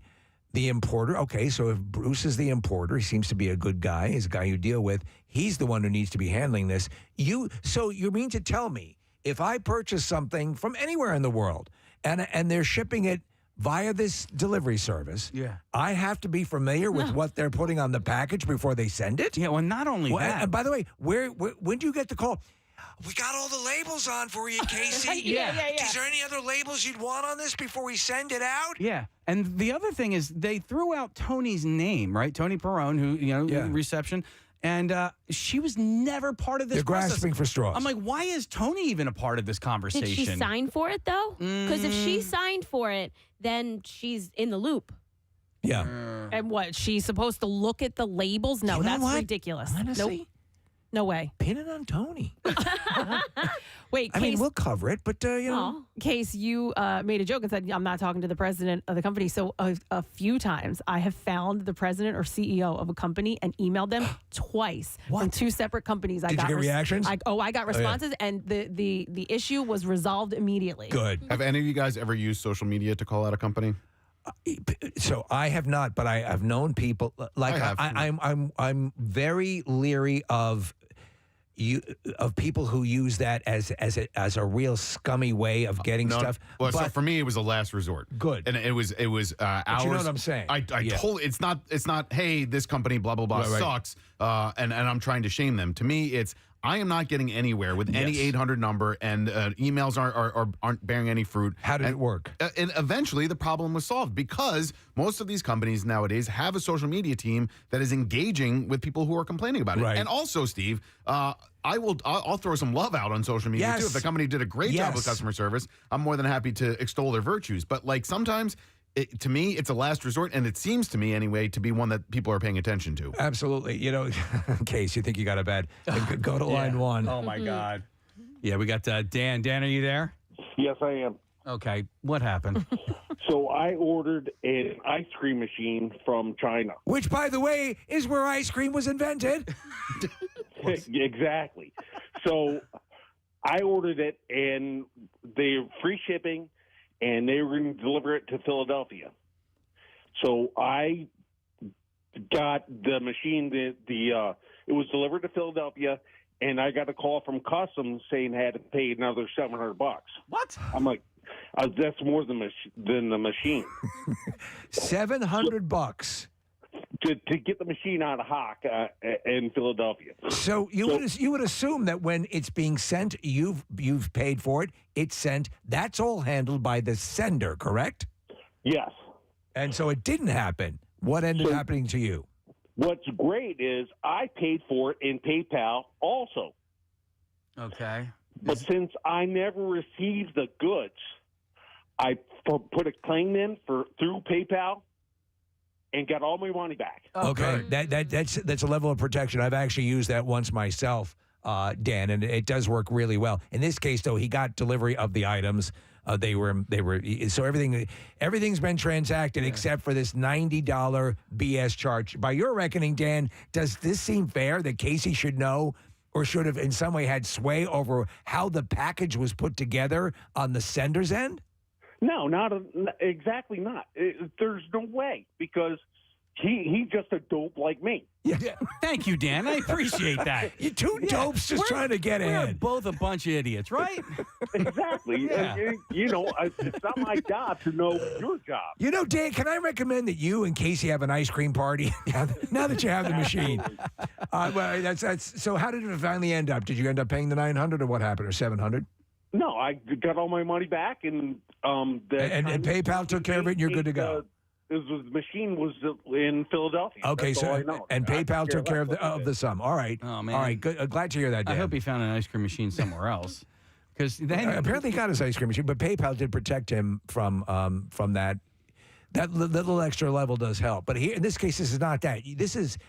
That's why Kathy is so robotically. I agree about when you can get free shipping, but Dan had said he got free shipping. It was customs. I don't like the guys The guy, I thought the guy had a tone. Like, Did he? dude, like, yeah, like you're supposed to know these things. And I'm like, dude, this is a charity thing. This is a charity bike ride. Like, I order these. Like, you don't need to see. And the thing that I always avoid is telling a story. Yeah. When you start to do that, they're sensing that you're making excuses. Yeah. This is not appropriate. This is not suitable.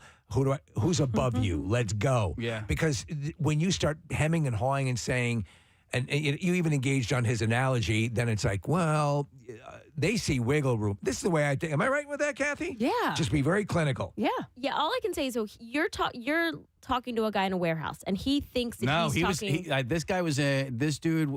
He was in the financial. Okay. He was driving a Lamborghini. I think he wears the tie to work. He wears a tie to work. Mr. Tie Man. You got somebody whose job it is to get the money out of you, Yes. and so that's why you need to. You've got to go above them. Why don't you take your pocket square out and shove it up your ass? But he also thinks that he's talking to somebody who does this for a living. He doesn't necessarily know that you are a customer. I told you're him a that. dope guy who's just whatever. It's his job. It's just like Kathy said. It is his job to get she's the right. money from you. Yeah. So he probably thinks that you got some business going. The one who does is the contact in Virginia. Did you say it was North Carolina? North Carolina. Yeah. Oh my goodness. And so now I have to call back and do this whole dance all over again. Vince online too is coming from the point of someone sending stuff. Vince, what is your story? Hi, yes. Just recently, I'm trying to ship my bike overseas. Now, mind, I'm a dual citizens, right? Okay. So I use a subcontract company to ship her over, and they charge me like $562 to send the bike, right? So I had to put all kinds of specs in, weight, dimensions. So wait to give me a quote. So they give me the quote, I pay for the quote, and the bike was supposed to arrive last week on Wednesday. So I got an email saying that the bike made it to Italy. It is a custom right now, and I have to pay $500. I said, why do I have to pay $500 to ship my bike and my own house in Italy?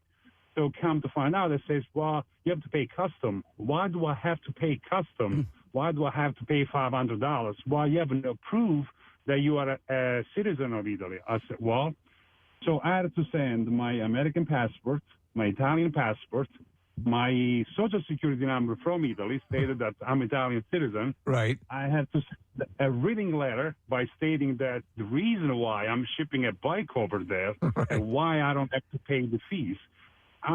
Ultimately, I say, well, it's my bike. Why do I have to pay custom to get a bike? Well, the guy over the phone says to me, because you can sell the bike. Well, I can sell the bike. It doesn't matter when. It just doesn't make sense. So, and I was trying to explain to the guy over the phone. I said, listen, I paid $600 to ship. Now you want me to pay another $600 almost to receive my own bike in Italy. I mean, I could have bought another one while I was over there. Yeah, it was. You absolutely could have. So on this level, did you have to end up paying it, or were you able to get past that? I'm still working with it. Still working with it. Wow. I just send all my information over there. Like I said, listen, both of my passports. Let me ask you, Vince. So you take the bigger picture, and obviously with this stuff and stuff being sent through the mail and courier services and customs and so on and so forth, a good portion of that is in place to stop people from smuggling things and stuff like that. Right. So there has to be a mechanism to make sure that doesn't happen. But this seems a little excessive, especially when it's your own provable property.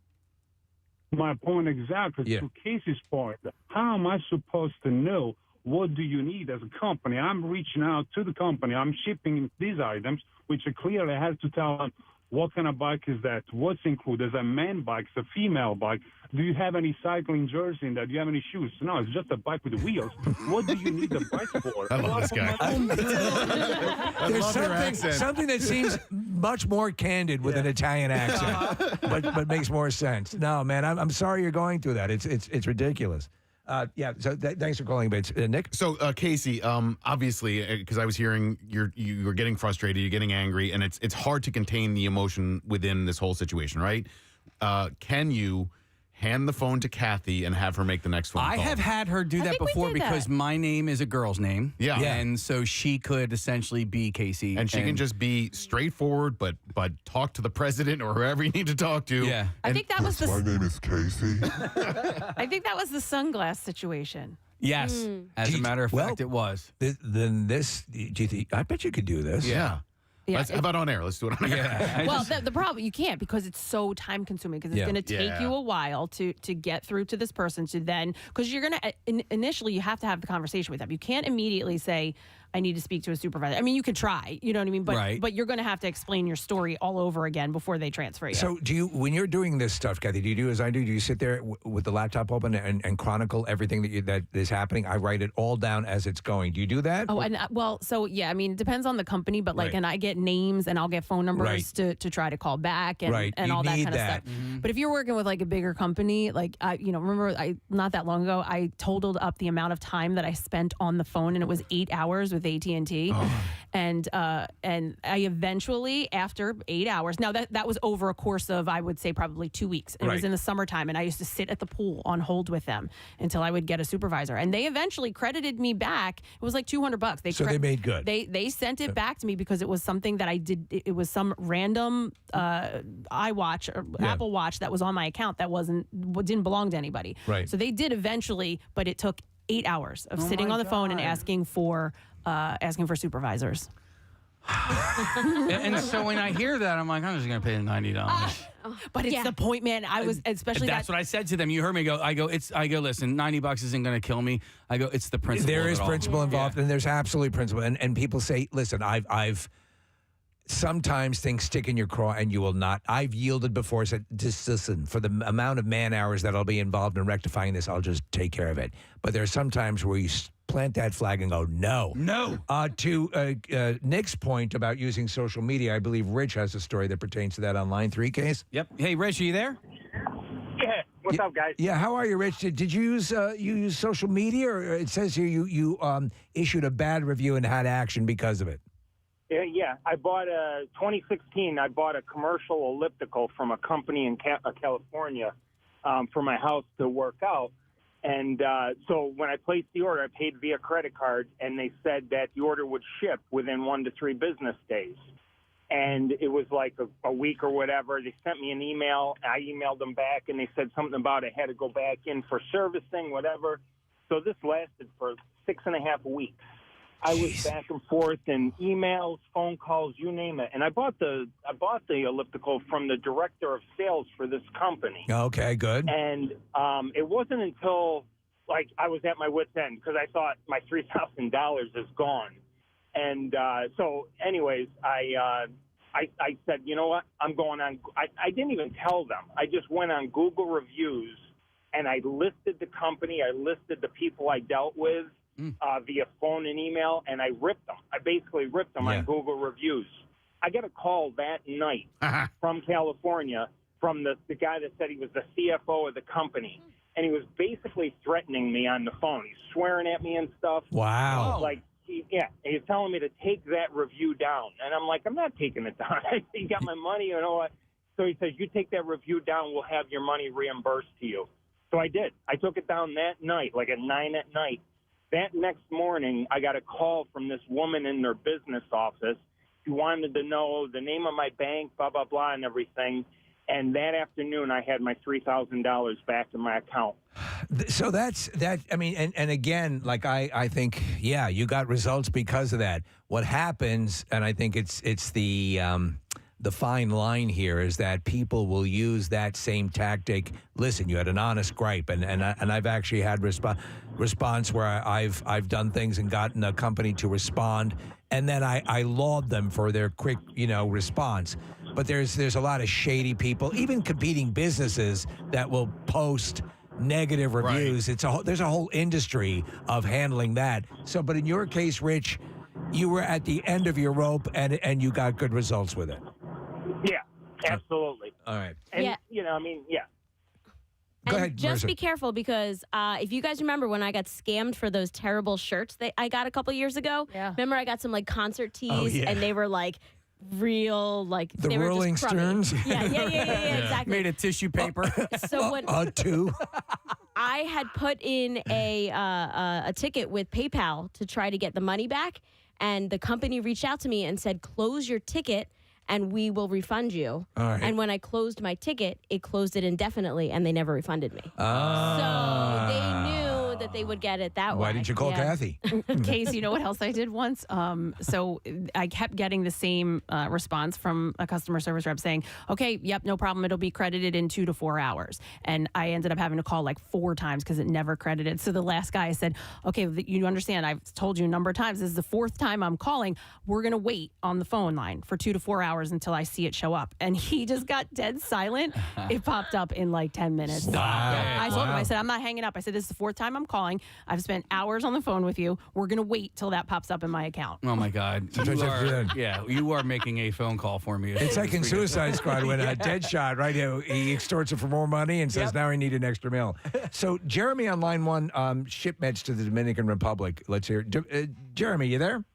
Yeah, I'm here. How you doing? Yeah, good. Explain your story because you were kind of dealing in the same general area that Casey is with his shipment issue. Yeah, absolutely. So my wife was pregnant. We were going on a vacation. It was, I want to say, about January. We went to the Dominican Republic, and she gets really nauseous the entire pregnancy, so she takes the Zofran. And so we were on the plane, and we realized we didn't pack the Zofran, the one thing we didn't pack. So when we get there, we actually called my sister-in-law, her sister, from the plane, had her come to our house, FedEx Express overnight, the most expensive expedited shipping to get it to the hotel we were staying, the resort. And when we get there, we're tracking it, we're watching it, and it gets there to the country, but it never shows up our hotel day. It's critical. My wife's nauseous all day, throwing up all day. You're coming in and out, Jeremy. What'd you say was that last sentence? Yeah, so she's throwing up all the time. So we're just tracking this shipment. We're tracking it. It's in country, and it just never shows up at the hotel. We're tracking with the hotel staff, and it just didn't show up. So we finally speak to someone, a manager at the hotel, and they say, yeah, you've got to pay customs to get it. And they told us, and again, I'm not saying it's the same for everyone in all these different countries, all these callers, but they told us that it's essentially just a bribe. You just got to pay customs because they're waiting to get some sort of. So let me ask you, Jeremy. You would think. So here's what I would say: at the point that you're purchasing, that you're going to hire this courier service, a delivery service, to send it down there. Don't you think the onus would be on said service to say, by the way, we can send it this far, it will end up in customs, and you will have to pay a fee in on top of that, right? Wouldn't you think that'd be part of the information you should receive at that end of the transaction? Yeah, and I don't know when the courier service finishes. Like, I don't know if DHL or FedEx or whomever we use that gives it to customs and they say, yes, got it. Right. And then maybe they have a partner or an in-country mail system that they're now done. They wipe their hands and they say, it's been delivered as far as they're concerned. Right, but you there was an indication that it might be a little bit of a bribe situation going on, and you think there might be some believability to that? Yeah, I mean, the locals had told us this. We had been checking every day, and of course it impacted our whole trip, and we had been tracking it. It had said it was in country for days, and finally we just talked to the manager at the hotel. And again, I don't know if it's true, but the manager... Go see my brother. Go see my brother at customs. Well, it eventually worked out, though?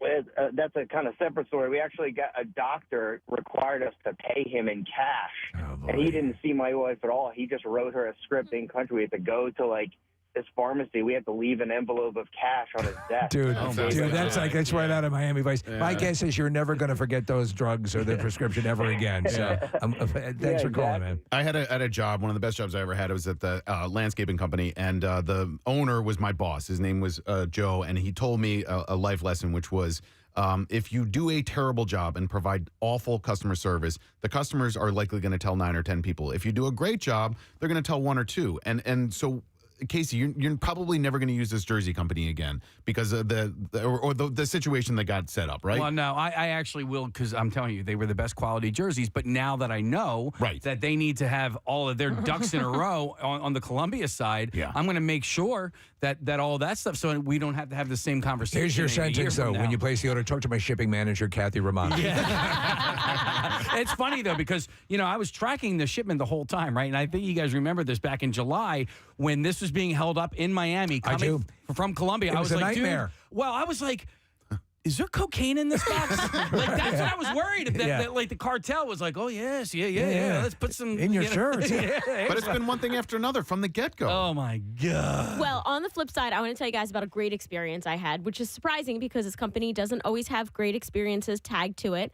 I lost my SEPTA key card recently, and I was going to pay it forward. It only had 2 fares left on it, and I thought it was fine. Then I get an alert that somebody tried to change the key from my name to their name. And I was like, oh, dude, if you had just used it and thrown it out, I wouldn't care. So I call SEPTA, and I am fired up, and I am ready to fight.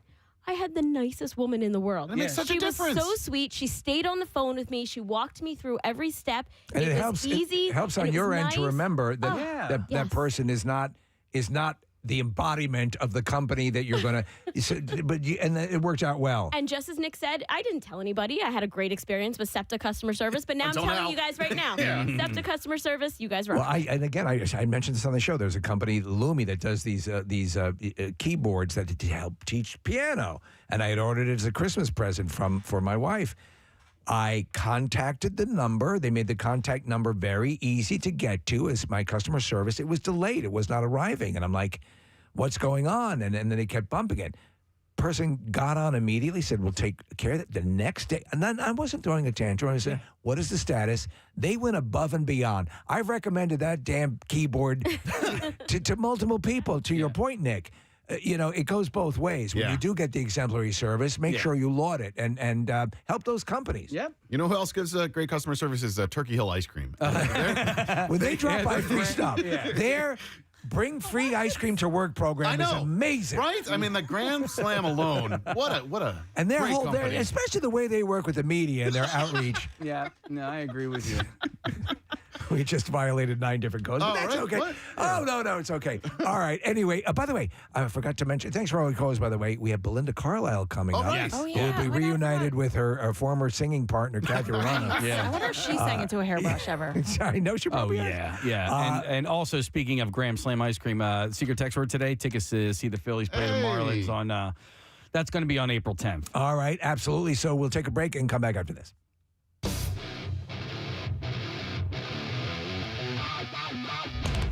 Preston and Steve on 93.3 WMMR. Play that piece of audio. Okay. It's real short. It's very, very quick. It's not an audio illusion or anything like that. But do you know? We don't know where this is. Graduation ceremony. It looks like a college graduation. It was ceremony. college graduation, and as you walk up, this is your moment. This is your family is there. It's your time to shine. You get your name said with the thousands of people in attendance. You walk across the stage. You grab your diploma that you've worked so hard for and paid a lot for. This is the culmination. And as you're walking, they announce your name. Julie Jerkoff. Forgive me, Kirkhoff. What? Are you serious? Yes. This is legit. Julie Too legit to quit. Wait, one more time. One more time. Quiet, everyone, please. It's her moment. Yeah. Julie Jerkoff. Forgive me, Kirkhoff. Oh, my God. Forgive me. Julie Jerkoff. Forgive me, Julie Handjob. Forgive me, Julie Handy. Forgive me, Julie Blumpkin. Forgive me, Julie Dirty Sanchez. Oh, my God. Julie Jerkoff. Forgive me, Kirkhoff. Oh. Wow. You know what, though? That's better than just having your name read that most people are missing anyway. You know she was called Jerkoff throughout all her life. It had to have been a nickname at some point, or friends. Julie Jerkoff. Yeah. Or Julie Jerkoff. Forgive me, Kirkhoff. If you think about Julie oh my God, I can't believe I said that. Or that professor won a nice bet. Yeah. Said she would do it. And Julie Salad Tosser. Oh, it's not even close. If you think about it, in high school, she probably had jerk off as a I wouldn't even say a nickname. You know, they made fun of her. Maybe even her you know. friends would call her that because it's such an obvious. But And then she gets to college where everybody matures a little bit and she loses the jerk off for a couple of years. It's and clear. then boom. Kirchhoff is I mean, you can come into that Kirchhoff. Dude, she's getting her master's degree. It's a master of science degree. As she goes up and hears Julie Jerkoff. Forgive me, Kirkhoff. Well, and she doesn't. If this is the actual video that we're watching, she doesn't even flinch. The girl, Julie. You know what? When they're doing it, you couldn't even hear. You're so excited, and Yeah. you're just your focus is walk forward, shake hand, take diploma, walk off. You know, jerk off. Jerk off. Julie Jerkoff. Forgive me, Kirkhoff. Well, you did very well, Miss Jerkoff. And she sounds so sweet. The woman reading the names. Please come up to the microphone, Julie Jerkoff, and tell everyone how you achieved your success. Forgive me. It's the jerk-off way, I think, that we can all emulate. Oh my God! But and there's countless names like that are being butchered in similar ceremonies going on. In fact, this very weekend, I'm sure, absolutely, there'll be mangled names. Yep, loads of them. You realize, anytime we have a caller named Julie, we will have to play Julie Jerkoff. It's awesome. It's the best. It made my day yesterday when Casey sent that to me. So, on that one level, is it sort of cool that you have, I mean, since she's probably dealt with it her whole life, at least she has a meme now that's attached to her. Let's see. We have a caller on the line real quick, and I'm going to go to this caller. Hi, caller. Good morning. What's your name? My name is Julie. Julie Jerkoff. Thank you, Julie. Our first Julie Jerkoff. You're our first to be given the Julie Jerkoff Award. In Ireland, a radio DJ died in the middle of his morning show, the station said. Yeah. Tim Goff is his name, 55 years old, was an hour into his broadcast when the music stopped halfway through a song. The music resumed a few minutes later, but the presenter did not return to his show. The broadcaster, Gen X Radio Suffolk, later confirmed that Tim sadly died. He was 55 years old, and the rest of the story was about people offering their condolences, so I don't know what happened. It wasn't part of their cash cadaver promotion, was it? I don't think it was. Don't think it was, Steve. Now, one of us is going to die during the day. And we're going to die on air. When we do, call in. Steve. You've won cash cadaver. Dude. That's not funny. Although he probably would get a kick out of this. No, that's just it was his time, and it's horrific. Remember, I passed out. Are you saying he would have enjoyed that bit? I don't know. Would any of us have enjoyed The it? cash cadaver? I think so. Probably. I mean, if I ever die on air while I'm here with you guys and you want to do a cash contest surrounding that, Okay, will you be our cash cadaver? Totally. All right, We're allowed? Okay. Yeah. I want you guys sobbing. I'm gone. Steve, I love the voice. So Dracula comes Be the on. 11th call, and you'll be cash cadaver. Oh, my God. He didn't sound strong when he cracked the mic today. I just knew it was going to happen. Oh, that's the actuarial. Yeah. That's the actuality from the I was winner. waiting by my phone, and when he started coughing, I knew it was time.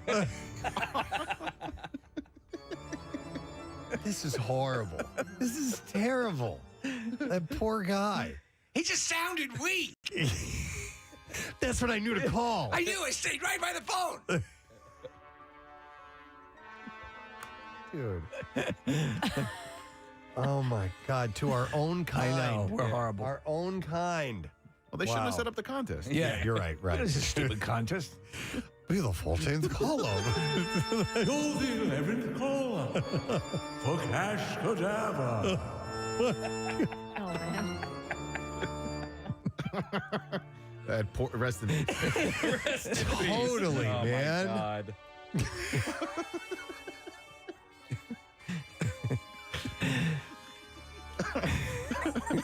It's just beyond. It's beyond the pale. I'm not going to be able to stop thinking about that. All right, we got a text that it should have been called the morning show. MOURN. Ah, yeah. No. I'm very excited to welcome once again Mr. Chevy Chase. Yes. Chevy, thank Thank you for coming on. Chevy Chase. I've never heard a voice that low in my life. Thank you, sir. I appreciate the compliment. Yes, who is this, please? That's Preston, who has the low voice, and I'm the bald guy, if you can see us. So I'm Steve. Oh, wait a minute. Are you the guy with the voice? No, Preston. I think I'm the guy with the voice. That was very good. I loved it. Thank you. Hey, Chevy. Hi, guys. Nice to see you. It's wonderful to have you on. I needed to ask, you 39 years ago, you guys made the film National Lampoon's Christmas Vacation.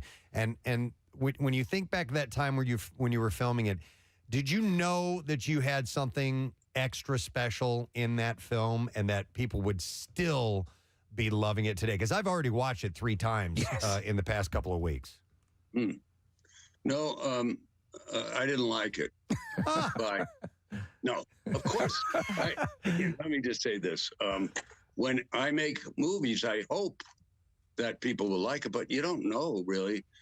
In fact, I've been doing recently some appearances, such as the one I'll be doing in Atlantic City at Tropicana, where I'm with an actual audience of, I don't know, a few thousand people or whatever.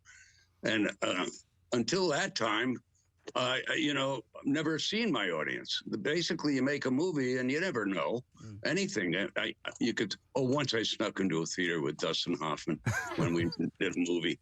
I just snuck in and stayed in the back to see if they'd laugh. Right. But I mean, really, it's the same thing with Dustin or anybody. It's just we don't know. Well, you know what? It's become a holiday classic, and it deserves that.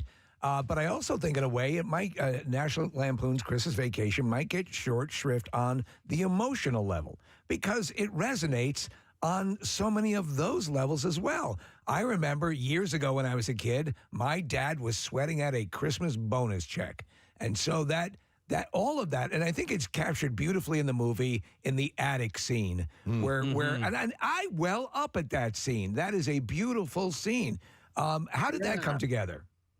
Oh, that's funny you should ask that. Well, it's not that funny, but we were in Breckenridge, Colorado on a ski slope shooting the very first scene in the movie where I'm going down the hill, and which you'll notice and see if you watch it. But it suddenly a blizzard hit us, and we were supposed to go back to L.A. and start shooting, and we ended up having to stay there. So the bed and breakfast that we were in had an attic. And we thought, well, let's try out their attic, which we did. That's where we shot it. Wow. In their attic.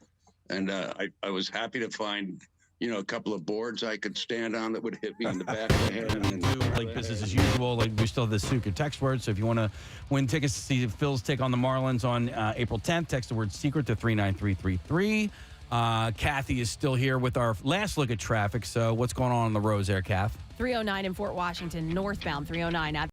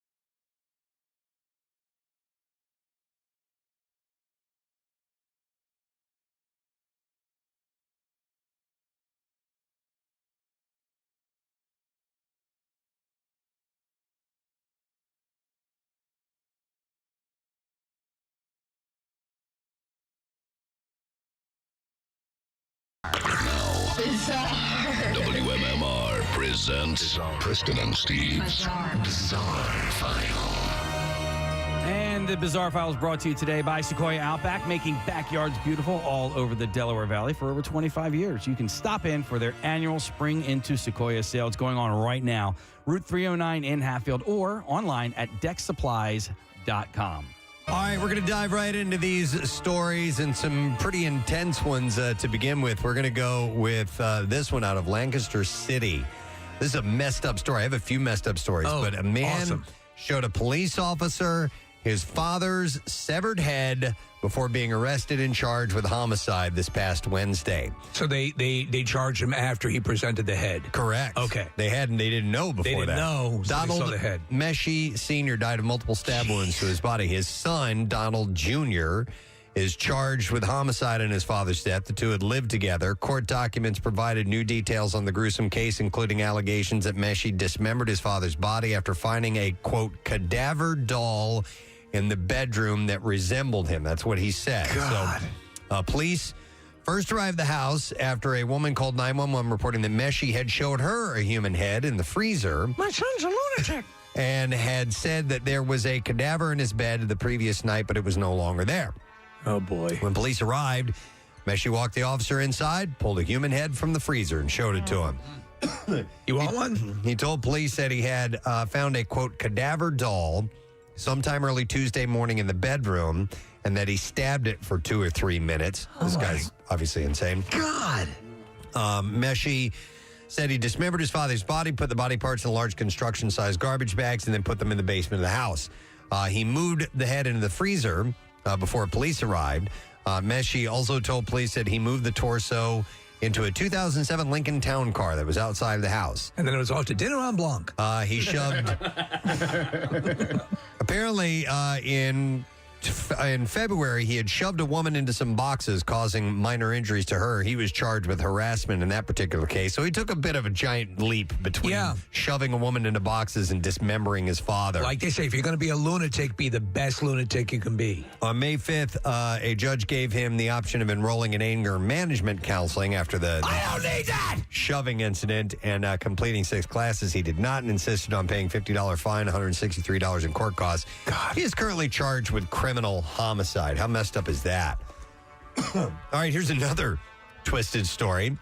A North Carolina car crash victim who was missing for 9 hours was later found at a towing yard still inside the same car. Oh, boy. Now, here's what happened. So just before 7 a.m., Teresa Williams was riding as a passenger in her own Jeep Grand Cherokee when her son, Banner Williams, lost control of the vehicle and crashed into an embankment. Now, in a bizarre turn of events, neither the emergency crews, towing company, or police, who even searched the glove box for registration papers, noticed a 54-year-old sitting in the front seat.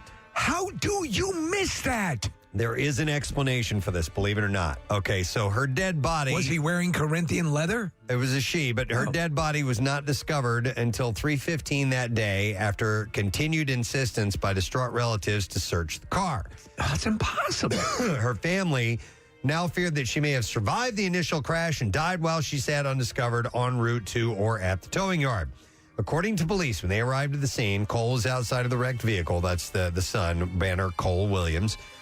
He admitted using heroin an hour before the crash, but investigators said that he never once mentioned his mother had been in the car beside him. Apparently, he did not say that his mother was with him, according to Teresa's mother, Nellie Nelson. Nellie Nelson? Yeah, I know. She said that seems pretend. Even when he went into the hospital after the wreck with a busted lip, he never mentioned nothing about his mother, according to Nellie Nelson. She discovered that her daughter was missing when Teresa's boyfriend, Joel Woods, called her that day to report that the lab research supervisor had not shown up for work, which is very unlike her. Shortly afterwards, Teresa's sister, Sheila, called their mother to report Cole had crashed the car. And she said, that's when I started calling 911 and telling him to find my daughter. I said, go back and search the scene and find my daughter. Go find my daughter. Leaving her job, she rushed to the scene of the accident to help in the search.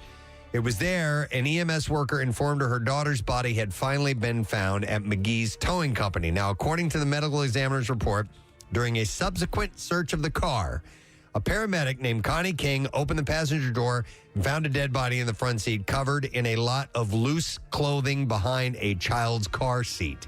Oh, so there was stuff laying on top of her. And they didn't know that there was a body underneath there. I mean, think about it. You probably had to move some of that stuff to work your way into the glove compartment. I would think so. When asked if the Could you move your leg, please? When asked if the corpse could be seen from the driver's side, she replied, I'm not sure.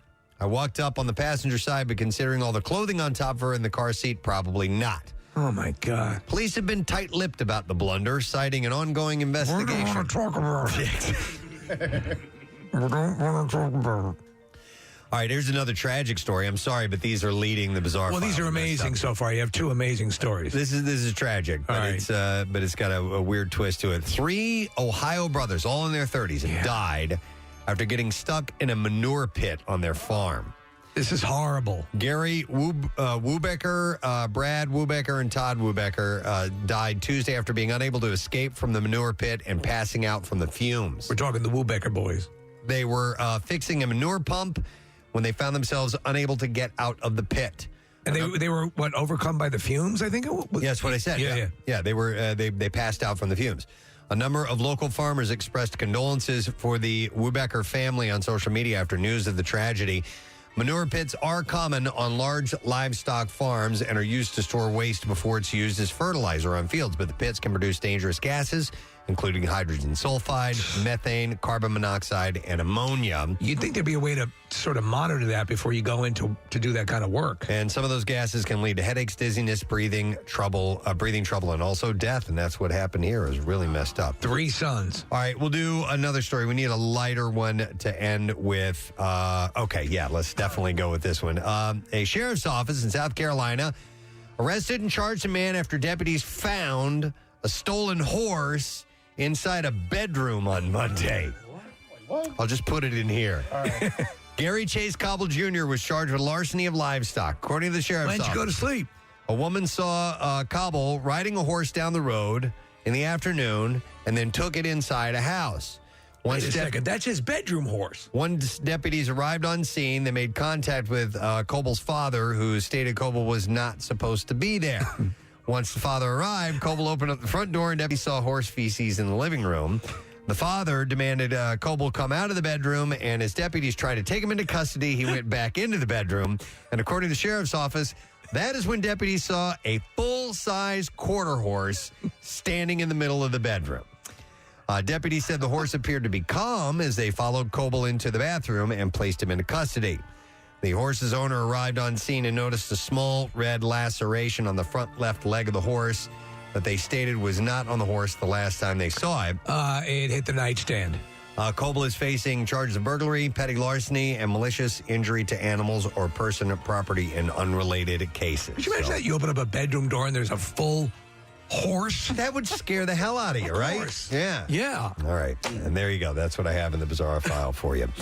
All right. We'll take a break and be back in a moment. Stay with us.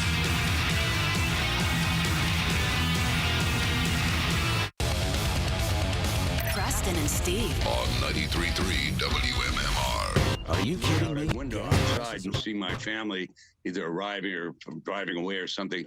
That was shot in L.A. because if I looked out that window in Breckenridge, I would just see other houses and naked people. No, I lied. No, but Steve's right. And I watched this movie the first time I was a teenager, and now I'm a father and I have 3 kids, and so the movie kind of on a few different times hits differently now as a father.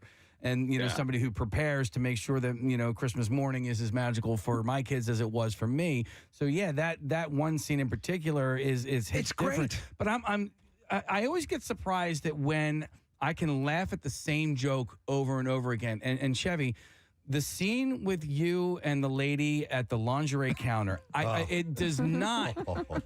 Every single time I watch it, I'm like, I cannot believe that I'm like legit laughing out loud at the same joke over and over again. And when she says, "Can I take something out for you?" and you just start laughing, I laugh along with you. And I know. I'm not going to say it on the air here, but thank you. No, I love that part. And then you can't see the line, can you, Russ? Is it lost on you at all that, and I don't, you have to be aware of this, that people quote you all the time? Like, I can't go play around the golf without using one of your lines from Caddyshack. Fletch, everything, yeah. Christmas time, there's always, Fletch. I have 2 Fletch sound clips that I play. You can hear these. Hey! And this one, I use those clips all the time. And it's just these little subtle things. Is it lost on you that you're part of people's everyday vernacular? No. Well, it's lost on me, and that nobody tells me this except Us. A sad guy like you. No, I'm happy. Honestly, I suppose I make those movies just for that reason. I'm different than other people who are, quote, comedians, and I say what maybe my dad would have thought was funny, that kind of thing. So I'm amazed at people's reactions, and I love it because he made me laugh a lot. So there you are. No, that makes sense. There's a wonderful, and I just in research for talking to you, I checked out, did some reading and watched a video. There was a video of you with your daughter and your wife watching. This is a couple of years ago. You're watching the movie, and it was phenomenal because it's your daughter and you looking at each other, especially in the lingerie scene, and and she's like, "Oh, Dad!" You could just see it on her face, and you give her this loving look, and it was just beautiful. Yeah.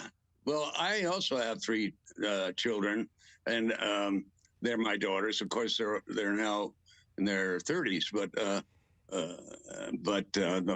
we're a very close family. This is where I live. This is what I do. I live with my wife and 3 daughters, and God, do I love them all. They're just the best, and I wouldn't be alive if it weren't for them. Not to say that I was dying or something, but just, I just, that's it. I mean, I was looking at my wife this morning. I was in bed on top of her. No, I was in bed no, I just look over, I peek over to her side of the bed, and she's out like or something, and I just love her. Yeah, no, I absolutely understand that. What I also love, Chevy, so you love the actual describing the movie, and people are going to go see you. You're going to get your money's worth because you have tons of stories. And I did not know that the house featured in the Christmas Vacation was actually the same house used in the Lethal Weapon movies. Well, that's right. Once we went to L.A. after getting out of that place, we had a place called the Warner Ranch. It was right across from Warner Brothers Studios. And there must have been 12 or so houses that they would use over the years. And we picked one that had a great lawn. And on the lawn, by the way, there was a toilet, just a toilet. You mentioned Lethal Weapon. I believe there was a toilet scene at the very end of Danny Glover. Danny Thomas. What? Danny Thomas. Danny Glover. Danny Glover's on the toilet. Yeah. Like the toilet explodes or something. Yeah. So I said that's got to be the house for us, and the property people had clearly forgotten to remove the toilet, or just said that heck with it, and they got another house. And so I had our property people please remove the toilet from the lawn. And then there's this scene, it's like one of the first scenes in the movie in which I fall off the roof, setting the lights up. Right. And I land behind this bush, and I landed on the toilet. Nobody saw that, but that's where the property people this time put it. Oh, my God. That's hilarious. Wow. Yeah. Hey, we are going to have, there's one of the stars of Christmas Vacation actually still lives in this area, and we're going to have her in studio on Monday. The young girl who played Ruby Sue, Ellen Latson's going to be here on Monday. Oh, my God, yeah. Yeah, so what a little kitty. Yeah, well, she's a grown-up now. Do you have any memories of shooting any scenes with her? Because you guys did have that really touching scene. Beautiful. When you were Santa Claus. Yeah, Santa Claus, yeah. Yeah.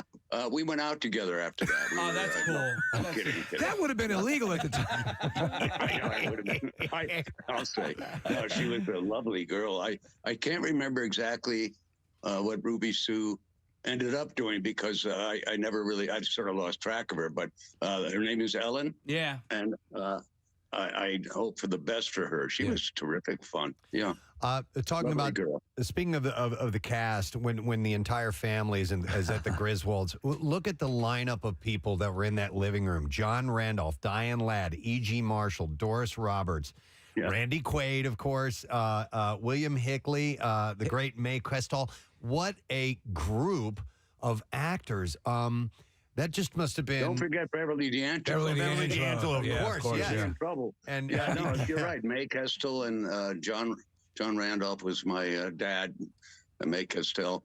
Yeah, a great group of really good actors. William Hickey was a teacher, and some of the greatest actors went to his school. I think at that point he just won the Oscar for, was it Prizzi's Honor?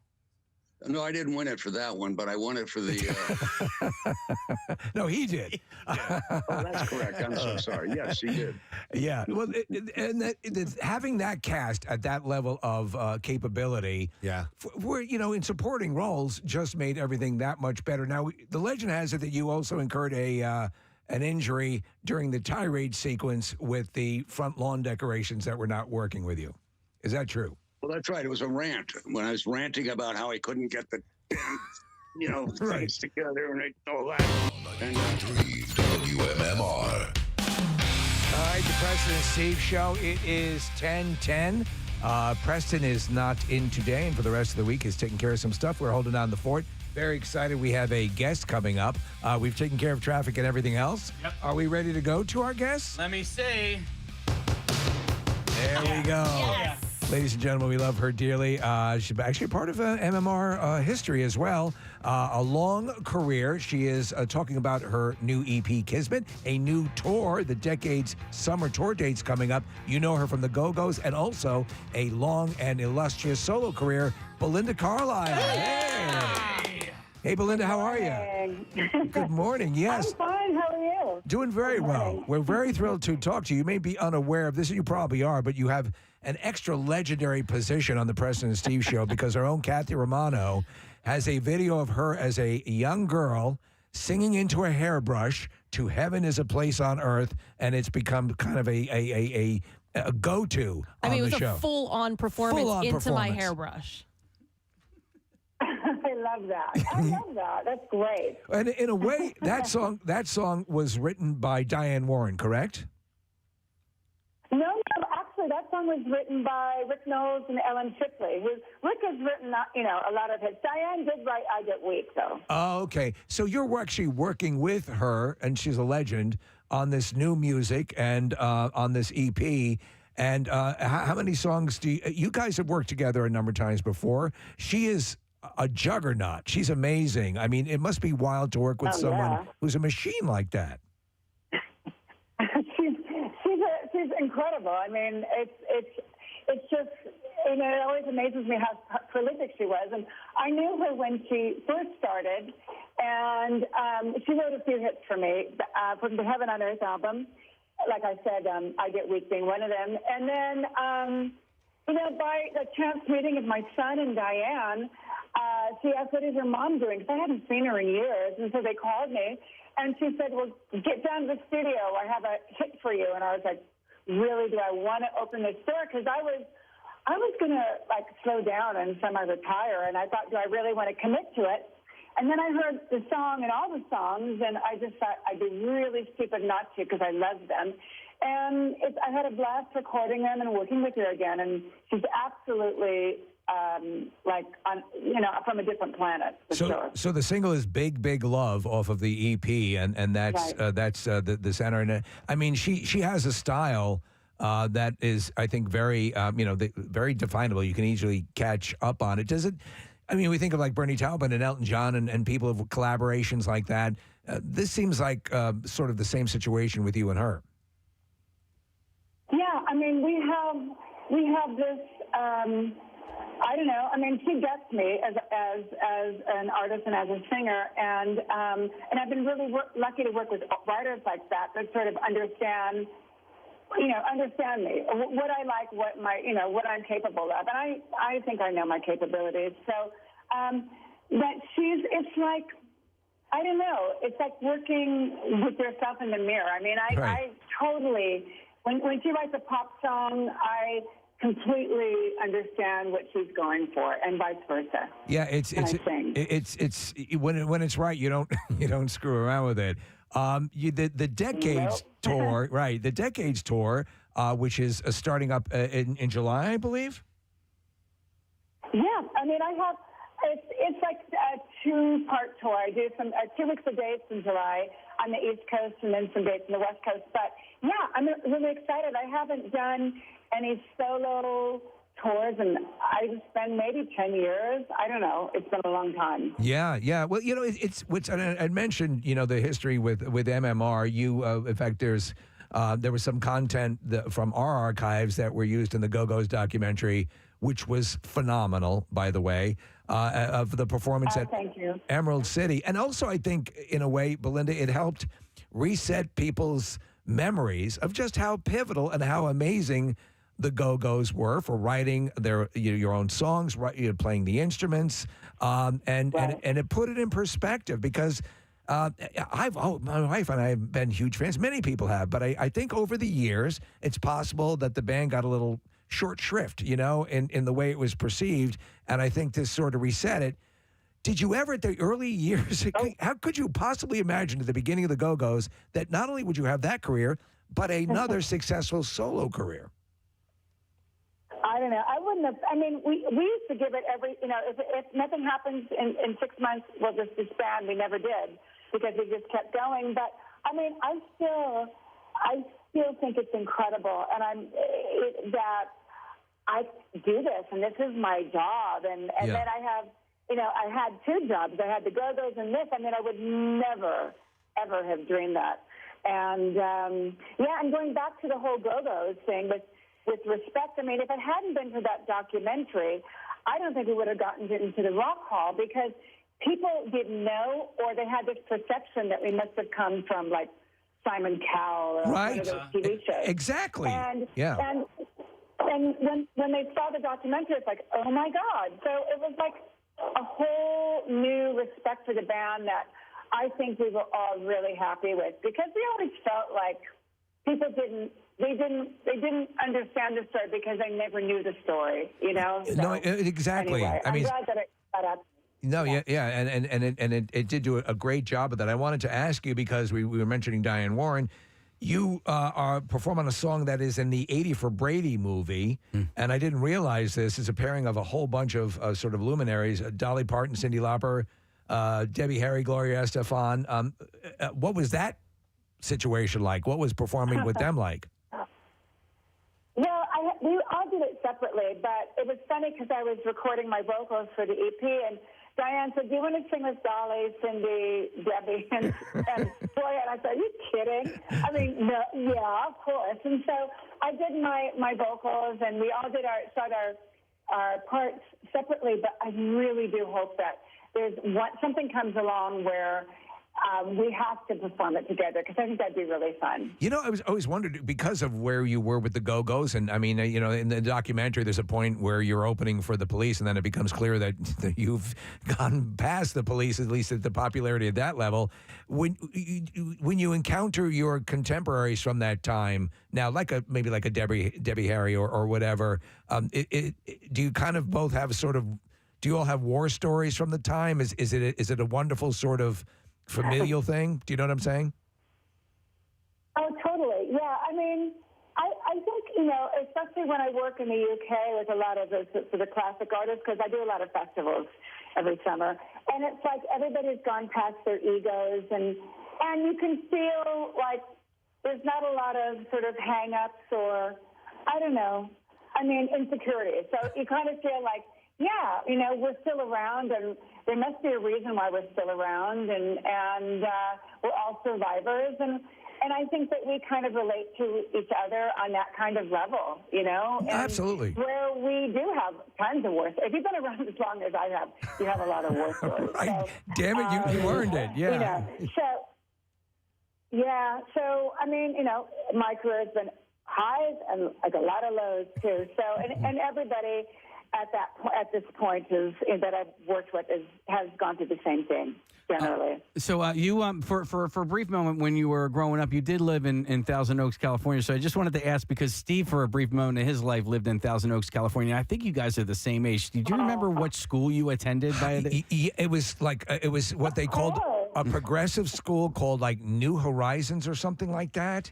And we had Belinda. We had 4 recreations a day.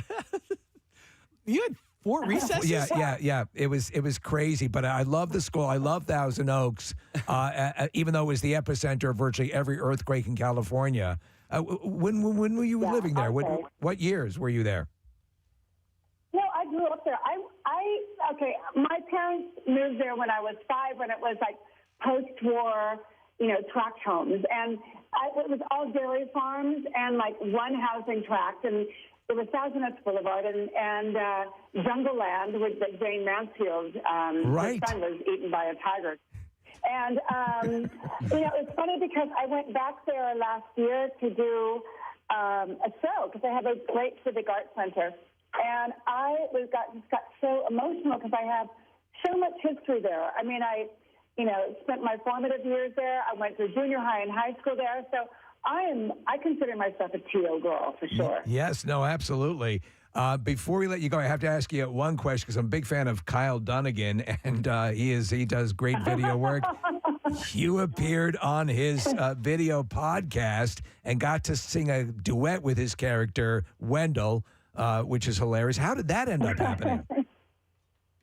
Well, it's funny because during the pandemic we discovered him, and we were like, could not believe because it's like being on hallucinogens. Yeah. It's so out there.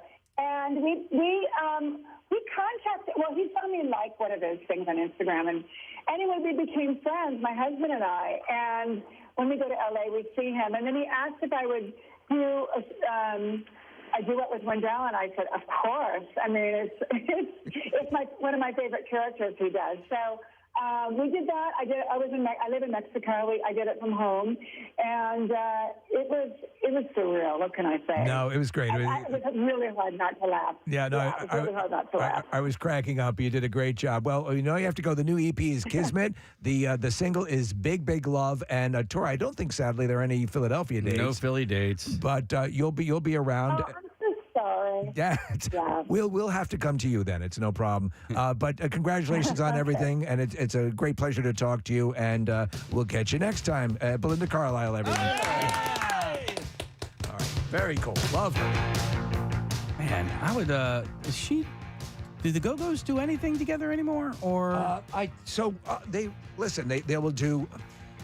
They had a. I mean, to put them in perspective, did you all see the documentary? I did. Yeah, I mean, they were mega hits that they were writing.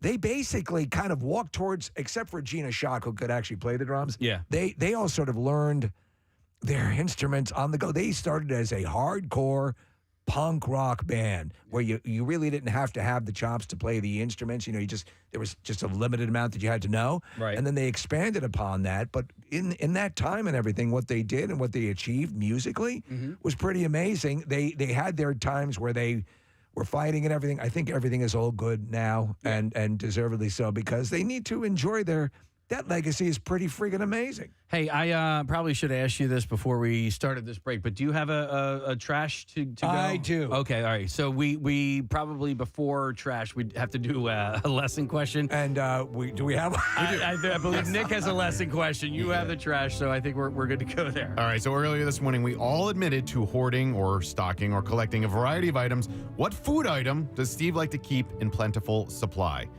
We all admitted to hoarding and stocking and collecting a variety of items. What food item does Steve like to keep in plentiful supply? 215-263-WMMR.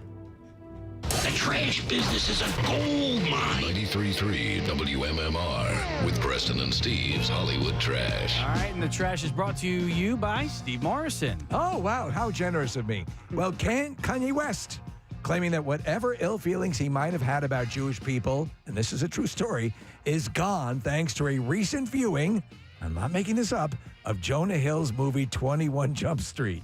West did not have an exact explanation as to how that worked, but did say he is also looking into donating lasagna to cat shelters because Garfield likes it. Oh, my God. Hey! Kim Kardashian is not wasting a second and has already announced that her 9-year-old daughter, Northwest, is launching a skincare line. From what we understand, Northwest will feature empty containers because everyone has great skin when they're 9. Oh, my God. Empty containers. Yeah. And finally, Olivia Wilde scoring a big victory in her child custody battle with Jason Sudeikis because a judge has just rejected his request to have their case moved to New York. Sudeikis would have benefited from the move because the judge taking over the case has the Twitter handle Lasso Forever. That's your Hollywood Trash. All right, Nick, what was that question again? So earlier this morning, we all admitted to hoarding or stocking or collecting a variety of items. What food item does Steve Morrison like to keep in plentiful supply. All right, so we're going to go to the phones in a second, Marissa. The right question, the button number 14, by the way. Those are our winning sounds. So, all right, going to the phones, it looks like John on line 4 was our first guy to call in. John, are you there? Yes, I am. Good morning. Good morning. Good morning, John. What is the answer to the lesson question? That's the buffalo chicken tuna he likes. Yes. And I have 100 or 2 if you'd like to try it. All right, John, congratulations. You just won. In fact, let me throw you on hold real quick. You just won yourself a $100 gift card to Nebraza. This Easter, celebrate at Nebraza in Horsham with a unique Rodizio-style dining experience, brunch and dinner seating available. And for reservations, just go to Nebraza, spelled Nabrasa.com, Nebraza.com. I believe we are going to forego the music news, Belinda right? Belinda Carlisle is the name, was Yes. our music news. But we do have to do sponsor. No, not a sponsor, but our secret text word. And Kathy, you are the number giver for. So what number caller do we need? The number giver. We'll go caller number 7. All right, caller number 7. Give us a call at 215-263-WMMR. And let me point out, by the way, and if you're seeing some of the video, I know we've been rolling some live streaming today. The separation where Casey usually sits and Preston, because of this new configuration, is at 7-8 feet. Yeah. So to get back and forth, it's like playing a mega huge grand piano and trying to get the keys at both ends. So you guys are doing a great job. Yeah, there's a certain, so our screens are mirrored, but there's a certain apparatus that I use on my end that I cannot reach from here. Right. So it's not a one-man job. No, it is definitely It's a not. one-man and Marissa job. Yeah, so all right, so we are going to wait for that caller to come through, and then in the meantime, I think we are going to take a break, and we'll be back with, I think we got to do the letter of the day. All that stuff. We'll get all that stuff when we return. Preston and Steve on 93.3 WMMR. And that wasn't supposed to be in the movie. I just did it, and the camera followed me. And I came back with a broken finger after doing it. I thought it was like made of mud or something. I didn't know what it was made of, but it certainly didn't absorb anything except my bone. Speaking of rants, when you finally, when the dam breaks and you realize, Clark is not going to get the bonus, and you go on that, bug-eyed, fish-eyed, blah, blah, that whole thing. Yeah. Was that, had you written all that out yourself and rehearsed all of that, or was some of that just coming off the cuff while you were going through that? No, we wrote it. Actually, I wrote it, come to think of it. And each one of those adults watching me do it, had a little card on the front of their. That is great. You can't see. You can look for it, but you can't see it. And so that's why I put all those words, because I couldn't remember them all. It was just too many. And that's great thing to know. That's what I was wondering, because it is a lengthy string of pseudo profanities. That's that were wild. just all over the place. They were bizarre. That's Brando had. That was the thing Brando did during The Godfather. He had the actors he was facing. They had cue cards on them. Because that's a string of things to remember, but it's one of the seminal scenes. And correct me if I'm wrong, Beverly D'Angelo has an improv physically when the SWAT agents come through the windows, correct? Oh, did you say erect? Yeah, it pertains to that. Oh, you said correct, yeah. No, you're right. That just sort of happened. I did not feel a thing, just for those who might watch the movie. But which made me cry inside. And, I did not feel a thing, but that's just Bev. She just happened to do that, and so you'll see it in the movie. That's beautiful. You guys have such a chemistry, and we talked to her just recently, and that's. And there's obviously a real friendship there. And in that moment, when you first met her and you were doing the first movie, did you try with anyone else? Was it just were you kind of just paired with Beverly D'Angelo right from the get-go and realized you had that chemistry? Not paired. I paired. You paired. I interviewed quite a few girls for that role. I see. And Bev just seemed right away. So yeah. I chose that girl. And I saw that you and her and Christy Brinkley were was it Comic-Con recently, or it was a convention? Of sorts? A few days ago, yeah. Does that does that happen from time to time? You know, some of the national the vacation family kind of run into each other here and there. Not really. That just happened to be. I know. Why did that happen to be? It did anyway. Yeah. Christy and Bev are quite a couple. I won't even get into it. It's too funny. That's awesome. I say Randy Quaid is, of course, amazing in it. And Randy's taken some turns since since the movie, but that he comedically, for a guy who's also a tremendous actor, a dramatic actor, he just ate that role up. Was some of your dialogue improv with him as well? I backed off a little bit and turned your volume off. Are you there? Yeah, we're here. Yeah, we lost you for just a second.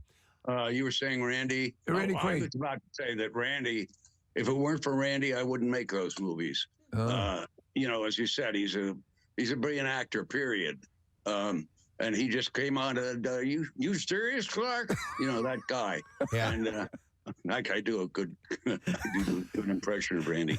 And I just think he's such a solid guy. I spoke to him on the phone relatively recently, and he was home with his wife and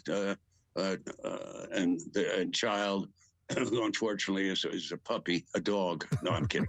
Anyway, but no, Randy and his, he's just a regular guy. I mean, I can't tell you, when we're walking through that grocery store and he keeps piling the dog food on the thing, I'm not going to give it all away, but that's the guy I wanted. Yeah. And he did that, by the way, out of nowhere. He just started piling those things on. It's hilarious. I picked up some light bulbs and put that there to see what would happen. Chevy, do you have a favorite of any of the vacation movies? I mean, each one of them means something different to each one of us. Is there one that stands out to you? Well, I like the Godfather version. The Godfather's an American masterpiece. I know. So is one of mine, I'm sure. Yeah. I'm just going to keep fighting for it. No, I don't think. I think the first vacation and Christmas Vacation are probably my favorites. But then then I think about European Vacation. That was very funny. Yeah. I had Eric Idle in that, and then Vegas Vacation wasn't my favorite. It was rough to do, but otherwise, I mean, I enjoyed it very much, obviously. But I think the first one and the last one. Well, there are tons of stories associated with the movies, and I'll just bring up one. You got a lot of tidbits that you've given us today. But as the legend goes, Chris Columbus was offered the directing role for National Lampoon's Christmas Vacation first, and then passed on it, and he went on to direct Home Alone from that. Is that correct? No, actually, he discovered the country in 1492. Oh, it was that one. Wow. Anyway, I have no idea if that's really true. I don't know Chris Columbus. Okay. I always wanted Harold Ramis, and is that who I got? No, you got Jeremiah Chechik. Oh, I got Jeremiah. Yeah, that's right. Yes. So there you have it. My knowledge of that is really shaky. What you've given us is worth it, though. The conversation has been great, and this is some of what you'll get if you attend the screening and the conversation afterwards. Yeah, this is going to be thank you. Saturday night at Tropicana Casino and Resort NAC. Tickets available at Ticketmaster. I'm actually going to give away some here in just a little bit. 8 o'clock. It'll be great fun. I hope the place fills up and is packed with young girls. As a fan, wonderful people. As a fan, we are thrilled you're doing this with your movie catalog, because we are massive fans. Absolutely. Yeah. Oh, that's very nice. Thank you. I thank you for that. Thanks you for so the much, interview. Chevy. Have a great holiday. Enjoy the weekend and take care of yourself. Okay. Well, you too, guys. All right, thank you. Chevy Chase, Yeah. guys. I mean, come on, man. The great Joe Satriani, guitarist. The Oldie Rock in St. Louis, KGN 89.1. Up on deck right now. We've got some. So that was Dirty Honey. Dirty! The Wire. Yes. We were just talking about Southern California. Those guys are from SoCal. Yes. Huge fans of WMMR. Huge fans of Jackie Bam Bam, by the way. As well they should be. Just about everyone's a huge fan of Jackie Bam Bam. Well, as we said earlier, we've mentioned it many times. We'll mention it many times more. Preston out for the rest of the week. Take care of some business. We wish him all the best, but we will be providing, again, a couple of best ofs here and there, but we're going to do a lot of original stuff as well and hold that end of it down. So I think the overwhelming response, Steve, was that a B- enhanced best of is better than just a straightforward best of. So people were enjoying this. Oh, okay. All right, good. Because the original construct was, do you prefer old good stuff or new inferior stuff? Yes. Yeah. And I think they're voting for the new inferior stuff. Well, there you go. Yeah. There we go. I'm encouraged by that. Our boss, Joe Bell, said solid B- today. Oh, There we go. wow. There we go. Wow. Is that what he said? Wow. So, like, a Joe Bell B- is a Bill Weston. That's a Bill Weston A+. Oh, I was going to say Bill Weston C+. Yeah, totally. Oh, you think so? Yeah, Joe likes us better than that. All right, so we need to get a winner for our secret text word, and I believe we have Tim on line 7. Tim, are you there? Hi, Grandma. Hi, Grandma. All right. Hi, Grandma. So, Tim, what was our secret text word for today? Homer. That's right. All right, congratulations, Tim. Homer was our word, as in home run, as in we are giving away tickets to see the Phillies take on, your National League champion Phillies take on the Miami Marlins. That's going to be on Monday, April 10th at 6:40 p.m. For tickets, you can go to Phillies.com. And also, our random texter was a gentleman named Mark Lotze from Berlin, New Jersey. Congratulations, Mark. You are also going to win some tickets to go to that game as well. And we may have some more tickets to give away this Sounds week. very promising if one Mr. John Brazier shows up, which I believe is the case tomorrow as a guest. Want to thank our guest. Just had her on, Belinda Carlisle. She was awesome. Yeah. The connection could have been a little better, but thank you guys for everybody. Casey stepping up, Marissa, Kathy, Nick, and Connor, and everybody sort of filling in the gaps today. We'll finish out the week this way. And so tomorrow, Case, is it simply Brazier? Who are our guests? No, we got a few more guests tomorrow, but we usually do that a little bit later on. All right. And try You and let her follow, know. follow Preston's go with the best trajectory. Yes. Yeah. And So, take it away. he usually brings on our guest over here to the left. And this Mr. gentleman, please, we've never met. Who is this? Jimmy. Jimmy. I've never been on the radio before, but I'm really thrilled to be here. Pierre, we were telling the story earlier about, we were on with Fox 29 and about your going through the TSA and going through the luggage check and all that security when you had purchased a couple $100 worth of hair products. Oh, dear. And I was correct in saying you had to throw all of that All out. of it. Right into the trashy. It wasn't a pretty day. I stopped to pet that puppy by Melrose Avenue. I think that's what slowed me down.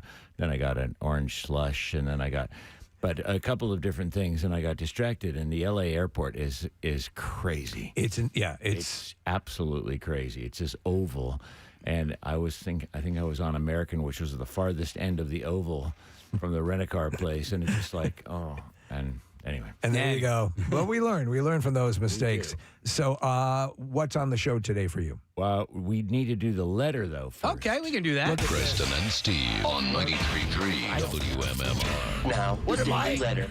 I don't know. Do you have a letter? Why am I even offering structure of all? Make it a number.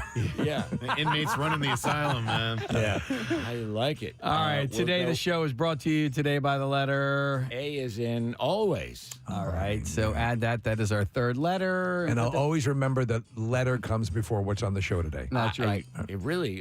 We could reverse it. There's no problem with changing. If we do reverse it, someone's going to die. Hey. So it's the curse. Listen, no matter what, we're going to give away an awesome prize on Friday, and that is a pair of 2023-24 winter season passes for Montage Mountain. That is the home of the Preston and Steve Cardboard Classic. So great. Included with each pass is enjoy first tracks on weekends and holidays 1 hour prior to the public. Tickets to Mountain Fest 2024, 10% discount on Montage Mountain food offerings, and much more. Season passes are on sale now for the lowest price offered for next winter.